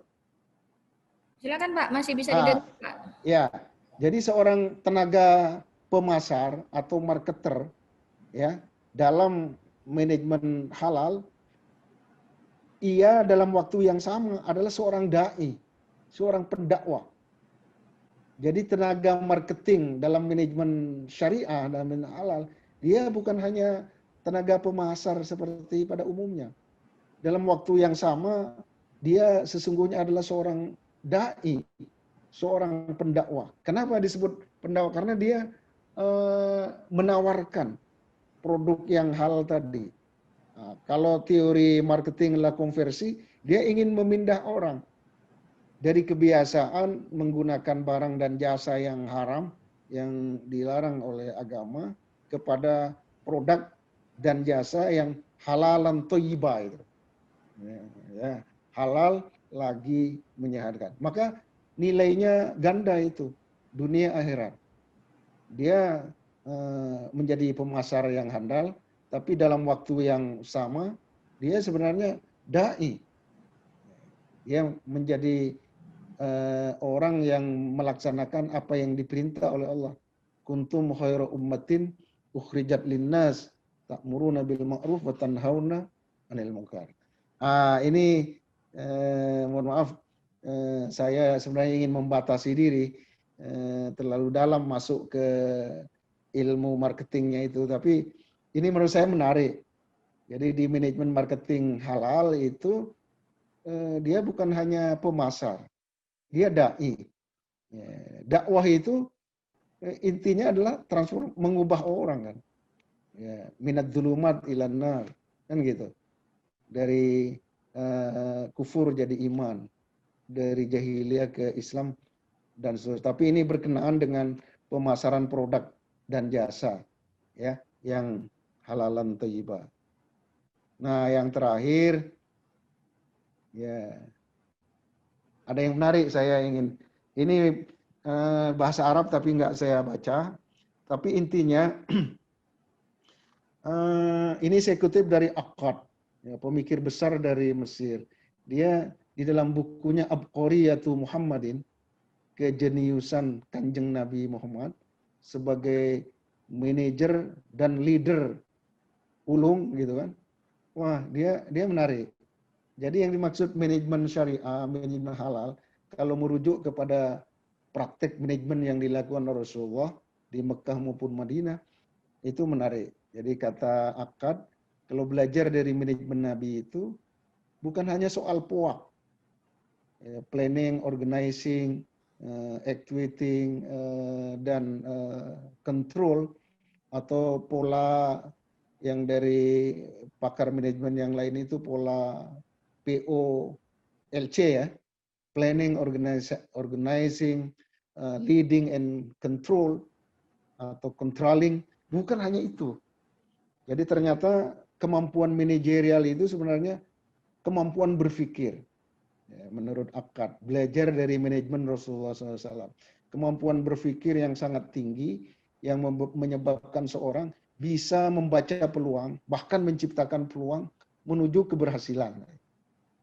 Itu satu. Yang kedua, kecerdasan, kemampuan yang sangat tinggi yang menyebabkan seseorang mampu memecahkan masalah. Masalah yang sangat besar, berat, yang menyebabkan kalau tidak disolusi, itu bisa perpecahan bangsa, perang, dan seterusnya. Itu sebenarnya managerial skill yang sesungguhnya. Jadi bukan hanya soal puak, itu kata Akkad itu pekerjaan pesuruh gitu ya, pelaksana. Manajer itu pekerjaan yang inovatif, pekerjaan memimpin dengan kecerdasan yang tinggi, dan dengan itu dia bisa memecahkan masalah yang besar. Nah, dicontohkan yang inovatif dari Nabi itu waktu Ka'bah direnovasi karena banjir itu. Nah, itu Nabi Muhammad baru usia 25 tahun, dia belum menjadi nabi gitu. Jadi pada renovasi Ka'bah itu ya berjalan dengan baik bangunan fisiknya, tapi ketika masuk kepada meletakkan kembali Hajar Aswad itu, wah di situ ada muskilah, hunaka muskilah. Karena semua suku Arab itu dia merasa berhak dan merasa mendapat kehormatan untuk memasang Hajar Aswad di tempatnya. Dan itu tidak ada yang mau mengalah. Wah, ini kan ancaman perpecahan perang saudara yang serius itu. Nah, tetapi dalam kasus ini kemudian mereka berembuk, kemudian membuat kesepakatan siapa orang yang pagi-pagi paling awal Jumat subuh pagi datang ke kompleks Masjidil Haram itu, dialah yang diberi kesempatan untuk mendapat kehormatan meletakkan Hajar Aswad di tempatnya. Tapi yang inovatif di situ, Nabi kemudian minta digelar. Ya, kalau bahasa sekarang surban gitu. Dulu bukan surban, mungkin kain besar gitu. Lalu Hajar Aswad ditaruh di tengahnya, kita sudah tahu barangkali dalam sejarah. Lalu semua kepala suku itu suruh megang. Megang, kemudian diangkat, tapi setelah sampai ke tempatnya itu Nabi yang meletakkannya. Wah, itu luar biasa.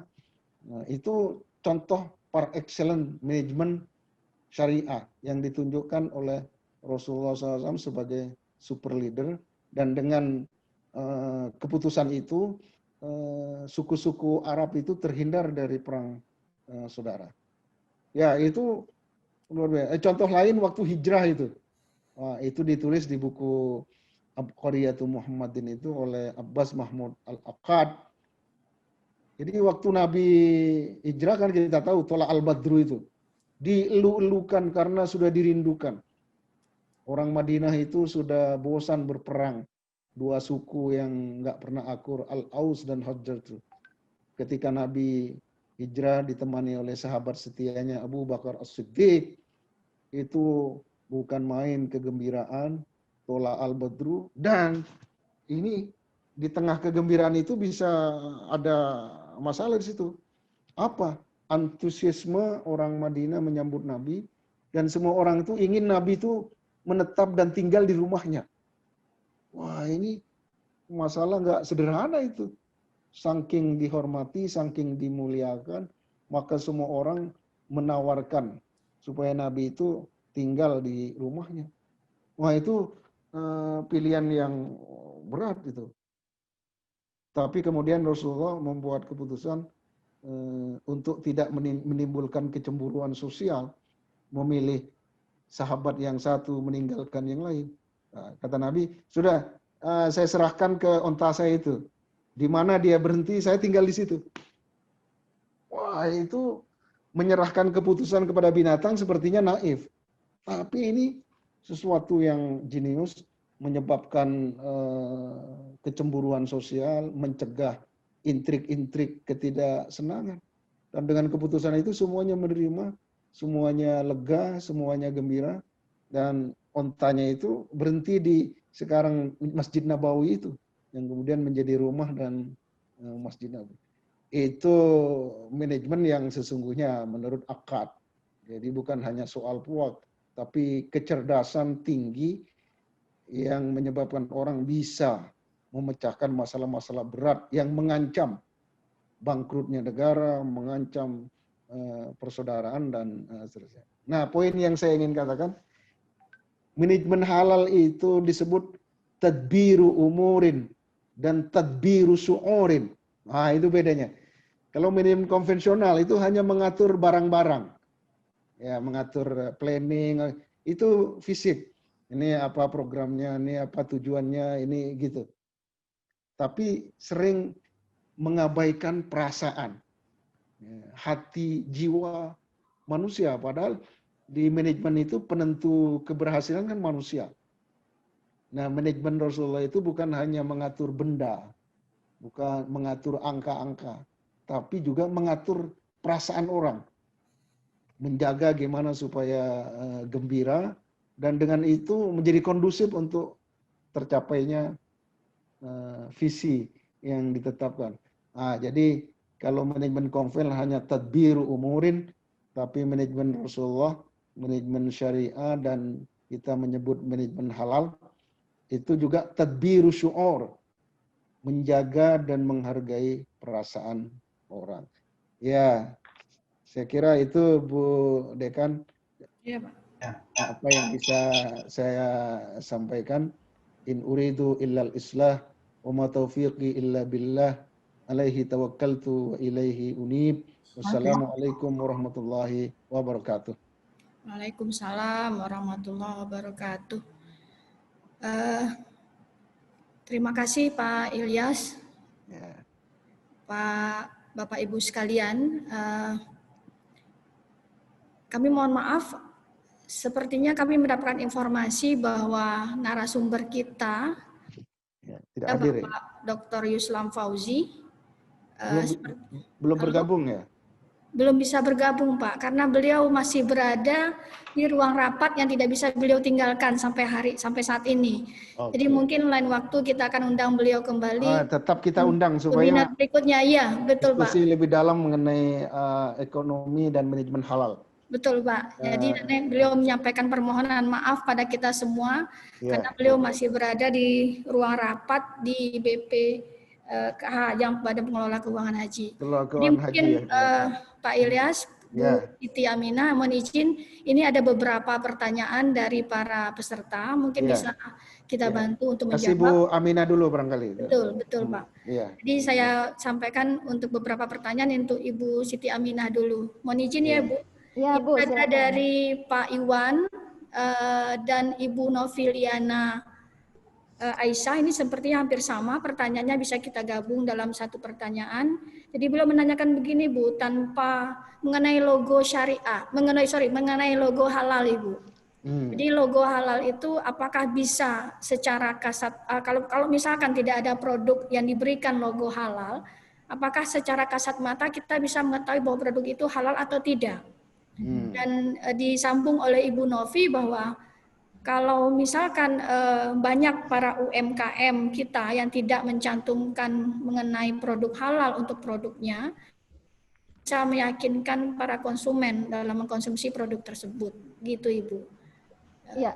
Mungkin bisa ditanggapi Ibu Siti. Iya, baik. Terima kasih pertanyaan dari Pak Iwan dan Bu Novilia Aisyah. Iya, Ibu. Oke. Sebetulnya kalau untuk produk itu halal atau tidak, itu secara kasat mata itu sulit Bu dilihat. Tadi yang saya sudah contohkan mengenai kalau produk itu sudah jadi barang olahan, itu sangat sulit untuk dilihat halal atau tidak. Nah, dengan adanya label halal di kemasan, itu penandaan yang sangat mudah dilihat oleh masyarakat. Oleh sebab itu, bila produk itu tidak ada label halalnya, itu dianggap produk itu masih tadi mutasabihat, masih abu-abu ya Pak Kiai ya, masih tidak jelas gitu. Karena kenapa? Karena produk halal yang sudah ada label halalnya itu sudah melalui mekanisme yang lumayan panjang. Tadi, jadi harus ada pengajuan dulu, kemudian diperiksa oleh auditor halal, kemudian ada komisi fatwa menentukan ini halal atau tidak, barulah terbitlah sertifikat halal, kemudian pencantuman label halal pada kemasan. Itu adalah mekanisme. Jadi tidak sembarangan Bapak Ibu sekalian bahwa dengan adanya, oleh sebab itu sekarang masyarakat tuh harus cerdas. Cerdas melihat produk. Kalau dia produk kemasan, lihat ada label halalnya tidak. Kalau tidak ada label halal, jangan dibeli.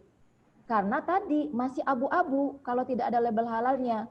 Nah, untuk restoran itu bisa kelihatan di dalam restorannya atau di dalam kacanya itu kan kelihatan, itu ada halal besar, label halal MUI itu besar, itu kelihatan. Jadi untuk memudahkan terkait dengan label halal itu tidak bisa kasat mata, karena tadi kalau produk itu tidak ada di label halal, baik itu di kemasan atau di restoran, itu sangat sulit untuk menyatakan produk itu halal atau tidak.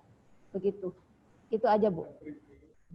Sekalian mungkin kalau yang tadi disampaikan, kalau untuk pengurusan produk halal kan memang ada standarnya dan ada prosesnya ya Bu ya. Ini kalau yang kita cermati sekarang seperti yang ditanyakan Ibu Novilia ini, banyak pelaku UMKM itu enggak mencantumkan Ibu kalau produk mereka halal atau tidak. Sedangkan kita mungkin bisa mungkin tadi yang disampaikan secara umum dan kasat mata bahwa produk UMKM itu secara kalau makanan atau apalah namanya kita percaya saja bahwa itu halal. Tapi mungkin seperti apa Ibu kita mensikapi ini? Iya, bagi pelaku usaha mikro kecil atau UMK ya yang kita istilahkan, bahwa memang saat ini kita lihat begitu banyak produk mereka yang belum halal atau belum ada label halalnya. Banyak sekali, misalnya kayak pedagang gorengan, Iya. bakso, soma, itu banyak sekali. Sebetulnya kalaupun kita mau misalnya membeli, kita lihat saja orang yang menjual itu. Kalau kita kenal, mungkin dianggap bahwa kita mengetahui bahwa dalam mekanisme pembuatannya itu semua halal. Karena Iya. tadi Pak Kiai juga sudah sampaikan, manajemen halal itu bukan hanya serta-merta manajemen secara ANSI saja, tetapi ada mekanismenya yang di dalam yang harus disesuaikan dengan konsep tersebut. Nah, tetapi kalau kita kenal dengan orang yang menjual bakso misalnya, ini Iya. untuk ini ya, itu boleh kita konsumsi karena kita anggap orang itu muslim kan. Nah, tetapi kalau kita tidak jelas siapa yang menjual, atau contoh sekarang ini kita begitu banyak minyak goreng atau terigu itu yang tanpa olahan, bukan, yang pakai kemasan curah. Iya. Nah, itu juga apa ya namanya ya? Itu juga sangat-sangat sulit untuk ini kan produknya halal atau tidak begitu. Tetapi kita sebagai masyarakat awam memang perlu ada edukasi yang masif kepada mereka.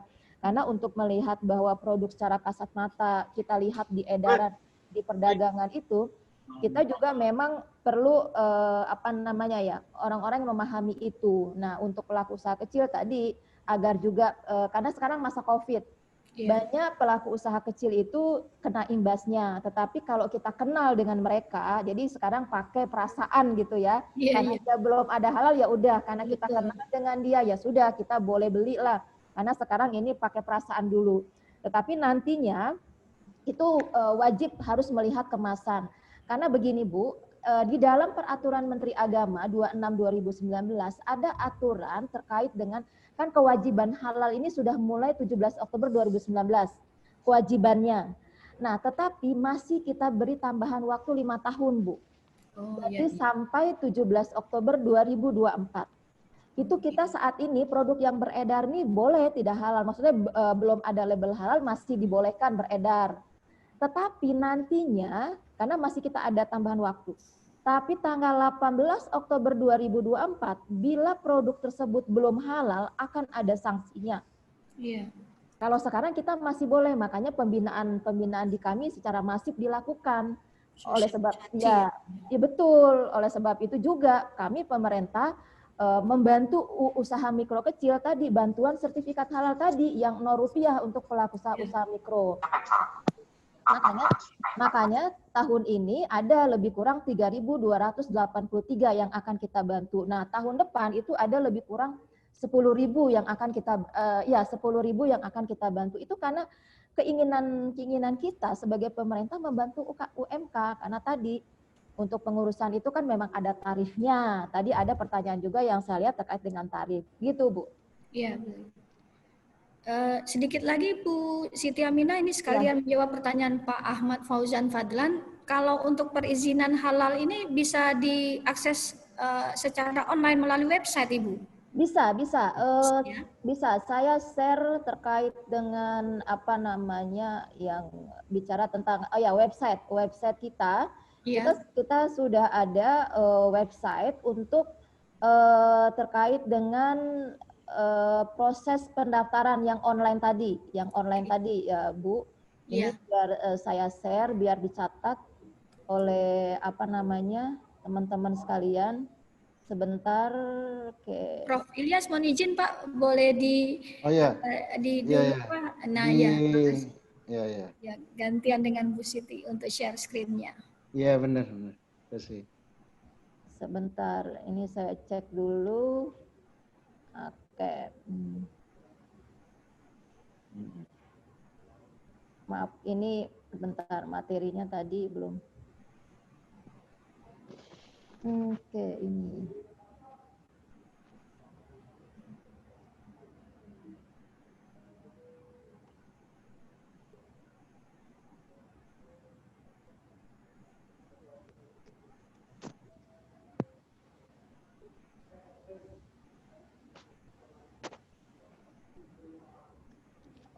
Wah, sebentar.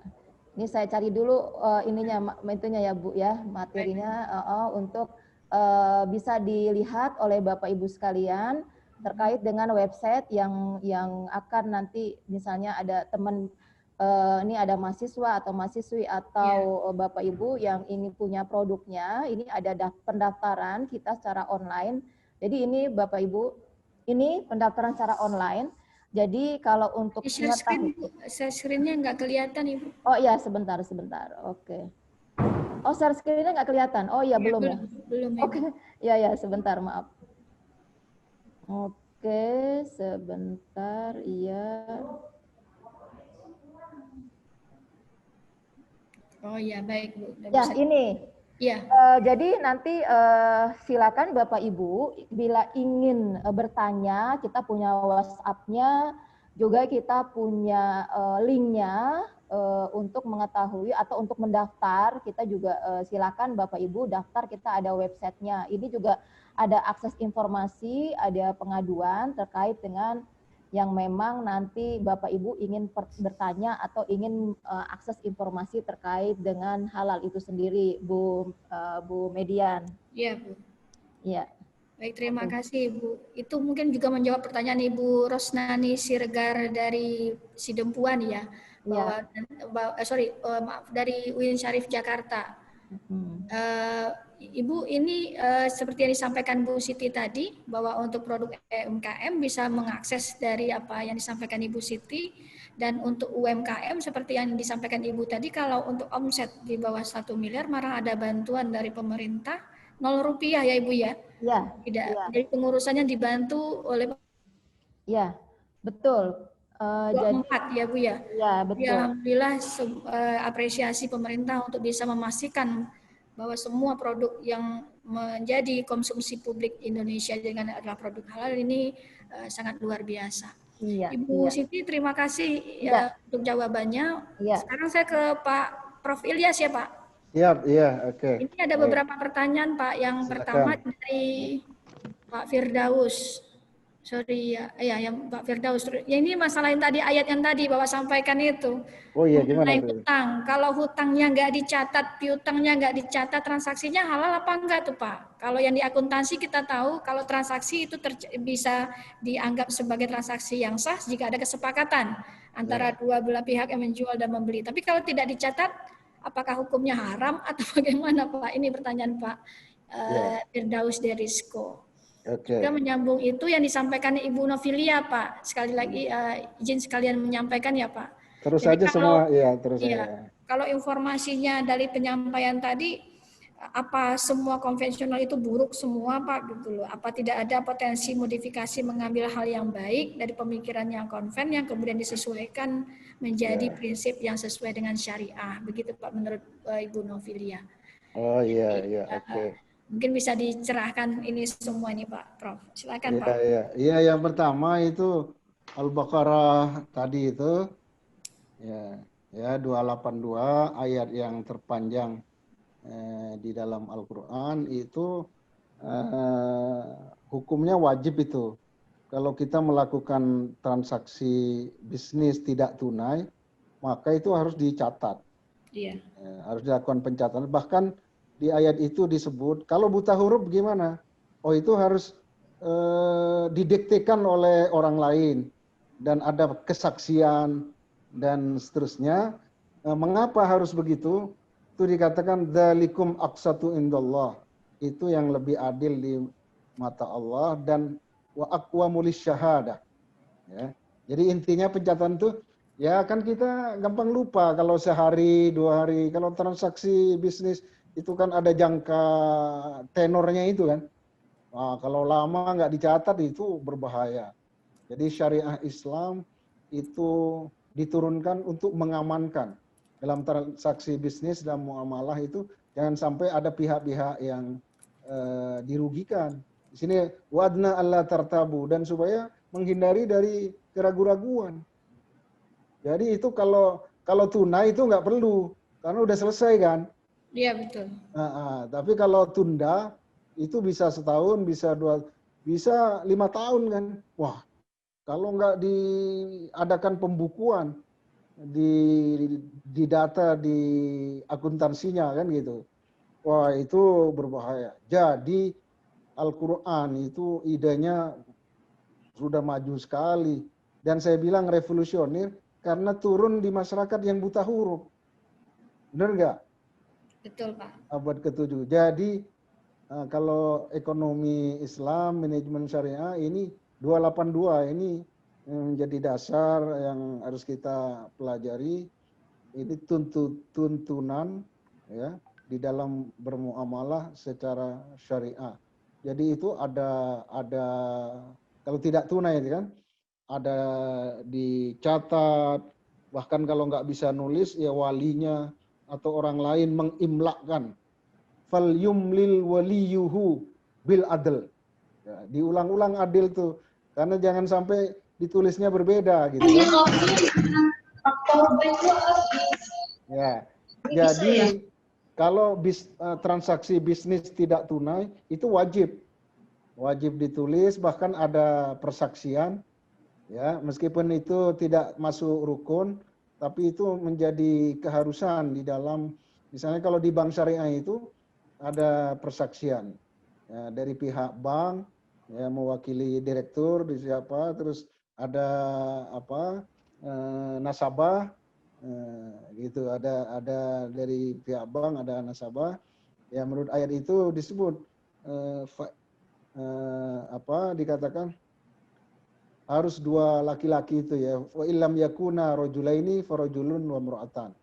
Itu tuntunan di dalam transaksi bisnis tidak tunai. Harus dicatat, harus disaksikan supaya tadi mengurangi keraguan-raguan dan perselisihan di belakang hari.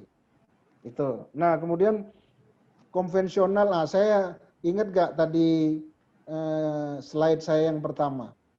Apa manajemen syariah atau manajemen konsep manajemen yang asas-asasnya digali dari Quran dan hadis dan para ulama, tapi ada kurungnya itu. Ini saya tunjukkan lagi. Prinsip-prinsip umum. Nah, jadi saya bahkan masih ingat tadi saya katakan manajemen ekonomi dan manajemen syariah tidak menutup ya ilmu teori pemikiran ya, sejauh bisa dikompromikan dengan prinsip-prinsip dasar ini. Nah, kalau prinsip dasar itu nggak bisa, kalau bertentangan dengan itu menjual virus nggak bisa, menipu nggak bisa, nah, gitu kan, memaksa pegawainya untuk mencapai target, dipaksa membuat laporan palsu, itu tidak bisa. Itu bertentangan dengan prinsip dan nilai-nilai gitu. Jadi ekonomi syariah, manajemen syariah itu tidak dilarang mengambil ilmu pemikiran dari timur maupun dari barat sejauh ya, bisa direkonsiliasi dengan prinsip-prinsip yang dasar. Karena Islam tuh bicara prinsip-prinsip, bicara nilai-nilai. Pemikiran yang nggak bertentangan dengan itu bagus, bisa diambil. Ya, jadi kita tidak menutup ya peluang, dan Islam itu sangat terbuka. Di zaman kejayaan itu dia ada alih teknologi dari pemikiran-pemikiran Barat, Yunani ketika itu, dan yang kemudian membawa kemajuan. Tapi ada istilah selective borrowing. Kita minjam tapi selektif. Ukurannya apa? Ini prinsip-prinsip dasar. Yang tiga tadi, ahkaman, hukum-hukum agama. Jadi dari konven kalau bertentangan dengan hukum agama kita enggak mau. Ya kan? Akhlakon, bertentangan dengan akhlak. Ya kan? Jadi misalnya praktek kartel, praktek menimbun, jadi yang bikin susah itu nggak bisa itu. Tapi dari sisi bisnis itu menguntungkan sekali. Tapi orang menjadi berita. Gula misalnya itu ditutup aja nggak usah seminggu, 2 hari aja udah kelepek-kelepek tuh. Dan harga bisa dimainkan. Wah, itu cara-cara seperti itu tidak bisa. Ya, jadi saya ulangi lagi, ya, ekonomi dan manajemen syariah tidak menolak ya, konsep pemikiran dari timur atau dari barat sejauh tidak bertentangan dengan yang tiga tadi, ahkaman, akhlakan, dan qiyam al-ulya. Itu jelas patokannya. Saya kira seperti itu, Ibu Dekan. Masih ada lagi? Halo? Halo? Iya Pak Prof, terima kasih atas jawabannya Pak Ilyas. Ya. Ibu Siti Aminah, ini kebetulan dari chat yang saya baca, sepertinya sudah kita bisa kesimpulkan semua pertanyaan yang kurang lebih sama. Ya, Jadi artinya mungkin seperti yang diminta oleh Ibu Rosnani, mohon izin Ibu Siti Aminah, kalau boleh berkenan Ibu bisa berbagi sharing dari materi tadi, kami akan sampaikan kepada para peserta. Baik, Kalau Bu. Prof Ilyas sudah kasih izin ya Prof? Oh, itu sudah bukunya dari kalian nanti. Jadi insya Allah teman-teman sekalian para peserta dengan seizin Ibu Siti Aminah dan Pak Ilyas Ismail, kami akan sharing nanti materi yang tadi sudah disampaikan. Mudah-mudahan ini menjadi pencerahan bagi kita semua. Amin, Apa yang disampaikan Ibu Siti Aminah dan Pak Ilyas Ismail tadi luar biasa. Bagi kami pun pengetahuan baru Ibu, bahwa banyak hal yang ternyata kita tidak paham, terutama yang terkait dengan masalah pengurusan sertifikat halal untuk UMKM, dan ternyata pemerintah sudah sangat apresiatif sekali. Dan Prof Ilyas dengan konsep dan wawasannya bisa menjelaskan dengan baik bagaimana kita mengetahui perbedaan antara manajemen konvensional dan manajemen halal. Insya Allah bukunya segera diterbitkan ya Pak. Jadi Bapak Ibu sekalian, apresiasi bagi kami untuk Bapak Ibu sekalian yang sudah memberikan kontribusi dalam bentuk pertanyaan. Ini kebetulan karena Pak Ilyas sedang bernegosiasi dengan PT Raja Wali Grafindo sebagai penerbit, maka diberikan 3 buku yang nanti akan kami sampaikan kepada Bapak Ibu yang terpilih dalam pertanyaan yang ada di chat kami ini. Iya. Izin 3 kami, orang ya? 3 orang Pak yang dikasih ini dari Grafindo. Jadi nanti minta dipilihkan saja katanya. Wah, jadi itu artinya dengan izin Bu Siti Aminah, dengan izin Pak Ilyas, saya jangan 3, 5, 2-nya dibayarin saya nanti. baik Terlalu Pak, terima sedikit itu kasih. kalau 3 itu.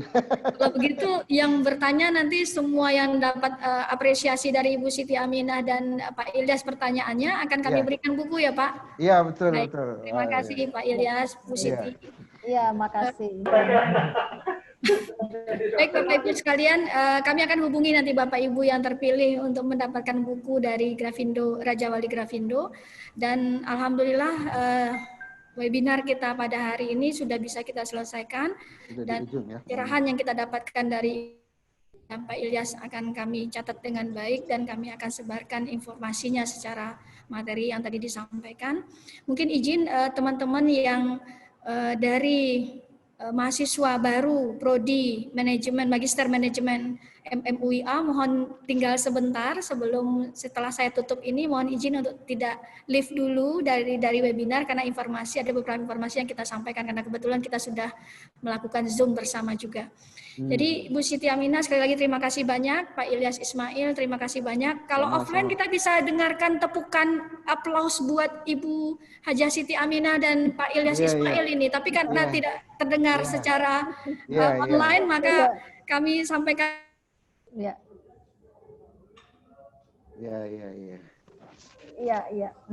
Insya Allah ini akan kita lanjutkan dengan baik dan kita tutup dengan hamdalah. Alhamdulillahirrahmanirrahim. Wassalamualaikum warahmatullahi wabarakatuh. Waalaikumsalam warahmatullahi wabarakatuh. Terima kasih.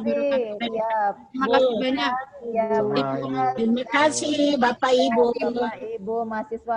Assalamualaikum. Ya, izin ya. Silakan Ibu, silakan. Terima kasih banyak Ibu. Ya, makasih. Terima kasih Ibu ya. Ya, Pak Firdaus, izin jangan pergi dulu, jangan live dulu ya Pak. Ya Bu. Tidak ada informasi yang mau saya sampaikan sebentar. Kita tunggu Bapak Ibu para peserta lain yang sudah mau living dulu. Bu Lisa sehat Bu? Alhamdulillah. Teman-teman dari semester 1 dari Prodi Magister Manajemen ini nanti, minggu depan akan mulai perkuliahannya Ibu. Jadi saya mau sharing beberapa informasi pada teman-teman ini untuk persiapan perkuliahan berikutnya. Jadi saya ikut dengar atau gimana? Enggak, Ibu terserah saja. Ini edisi mahasiswa judulnya Ibu. Ya udah kalau gitu saya izin untuk Selamat, ya makasih banyak Ibu. ya. Assalamualaikum. Salam. Makasih Bu Median. Sama-sama Ibu Lisa.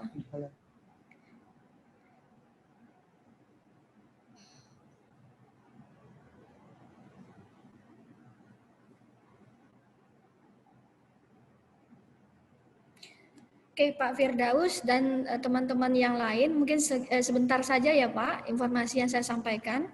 Ini bagi teman-teman yang calon mahasiswa, bukan sudah calon, mahasiswa baru program studi Magister Manajemen FEB UIA.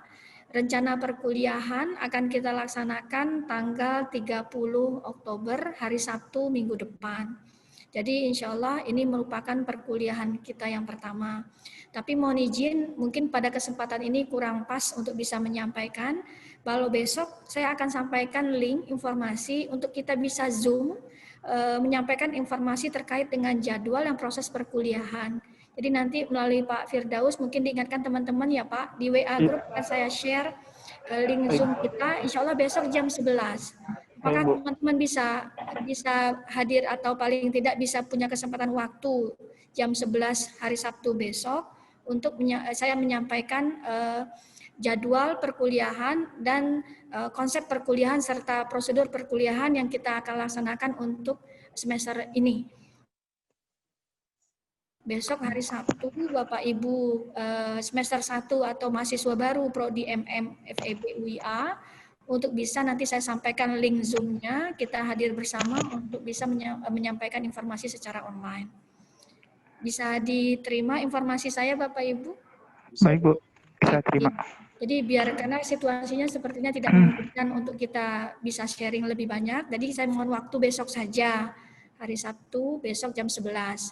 Insya Allah setengah jam atau 15 menit sebelumnya akan saya sampaikan link Zoom-nya melalui WA grup kita. Begitu Bapak Ibu ya, mohon izin saya bisa mendapatkan kesempatan waktunya ya, karena nanti khawatir ada situasi dan persoalan yang kita harus sepakati bersama, karena situasi daring ini banyak hal yang memang dari penyelenggaraan dari semester yang lalu. Gitu ya Pak Firdaus, disampaikan ke teman-teman yang mungkin tidak hadir pada saat ini, jadi insya Allah besok jam 11 ya Pak. Ya baik Bu. Baik. Dia. Terima kasih Bu Erni Yunita, Pak Taufik Hidayat, Bu Leni Otavia, Pak Fauzan masih berada di sana Pak? Ya, apa kabar? Mana tesisnya? Selesaiin segera. Udah ditunggu ya. Pak Naryo.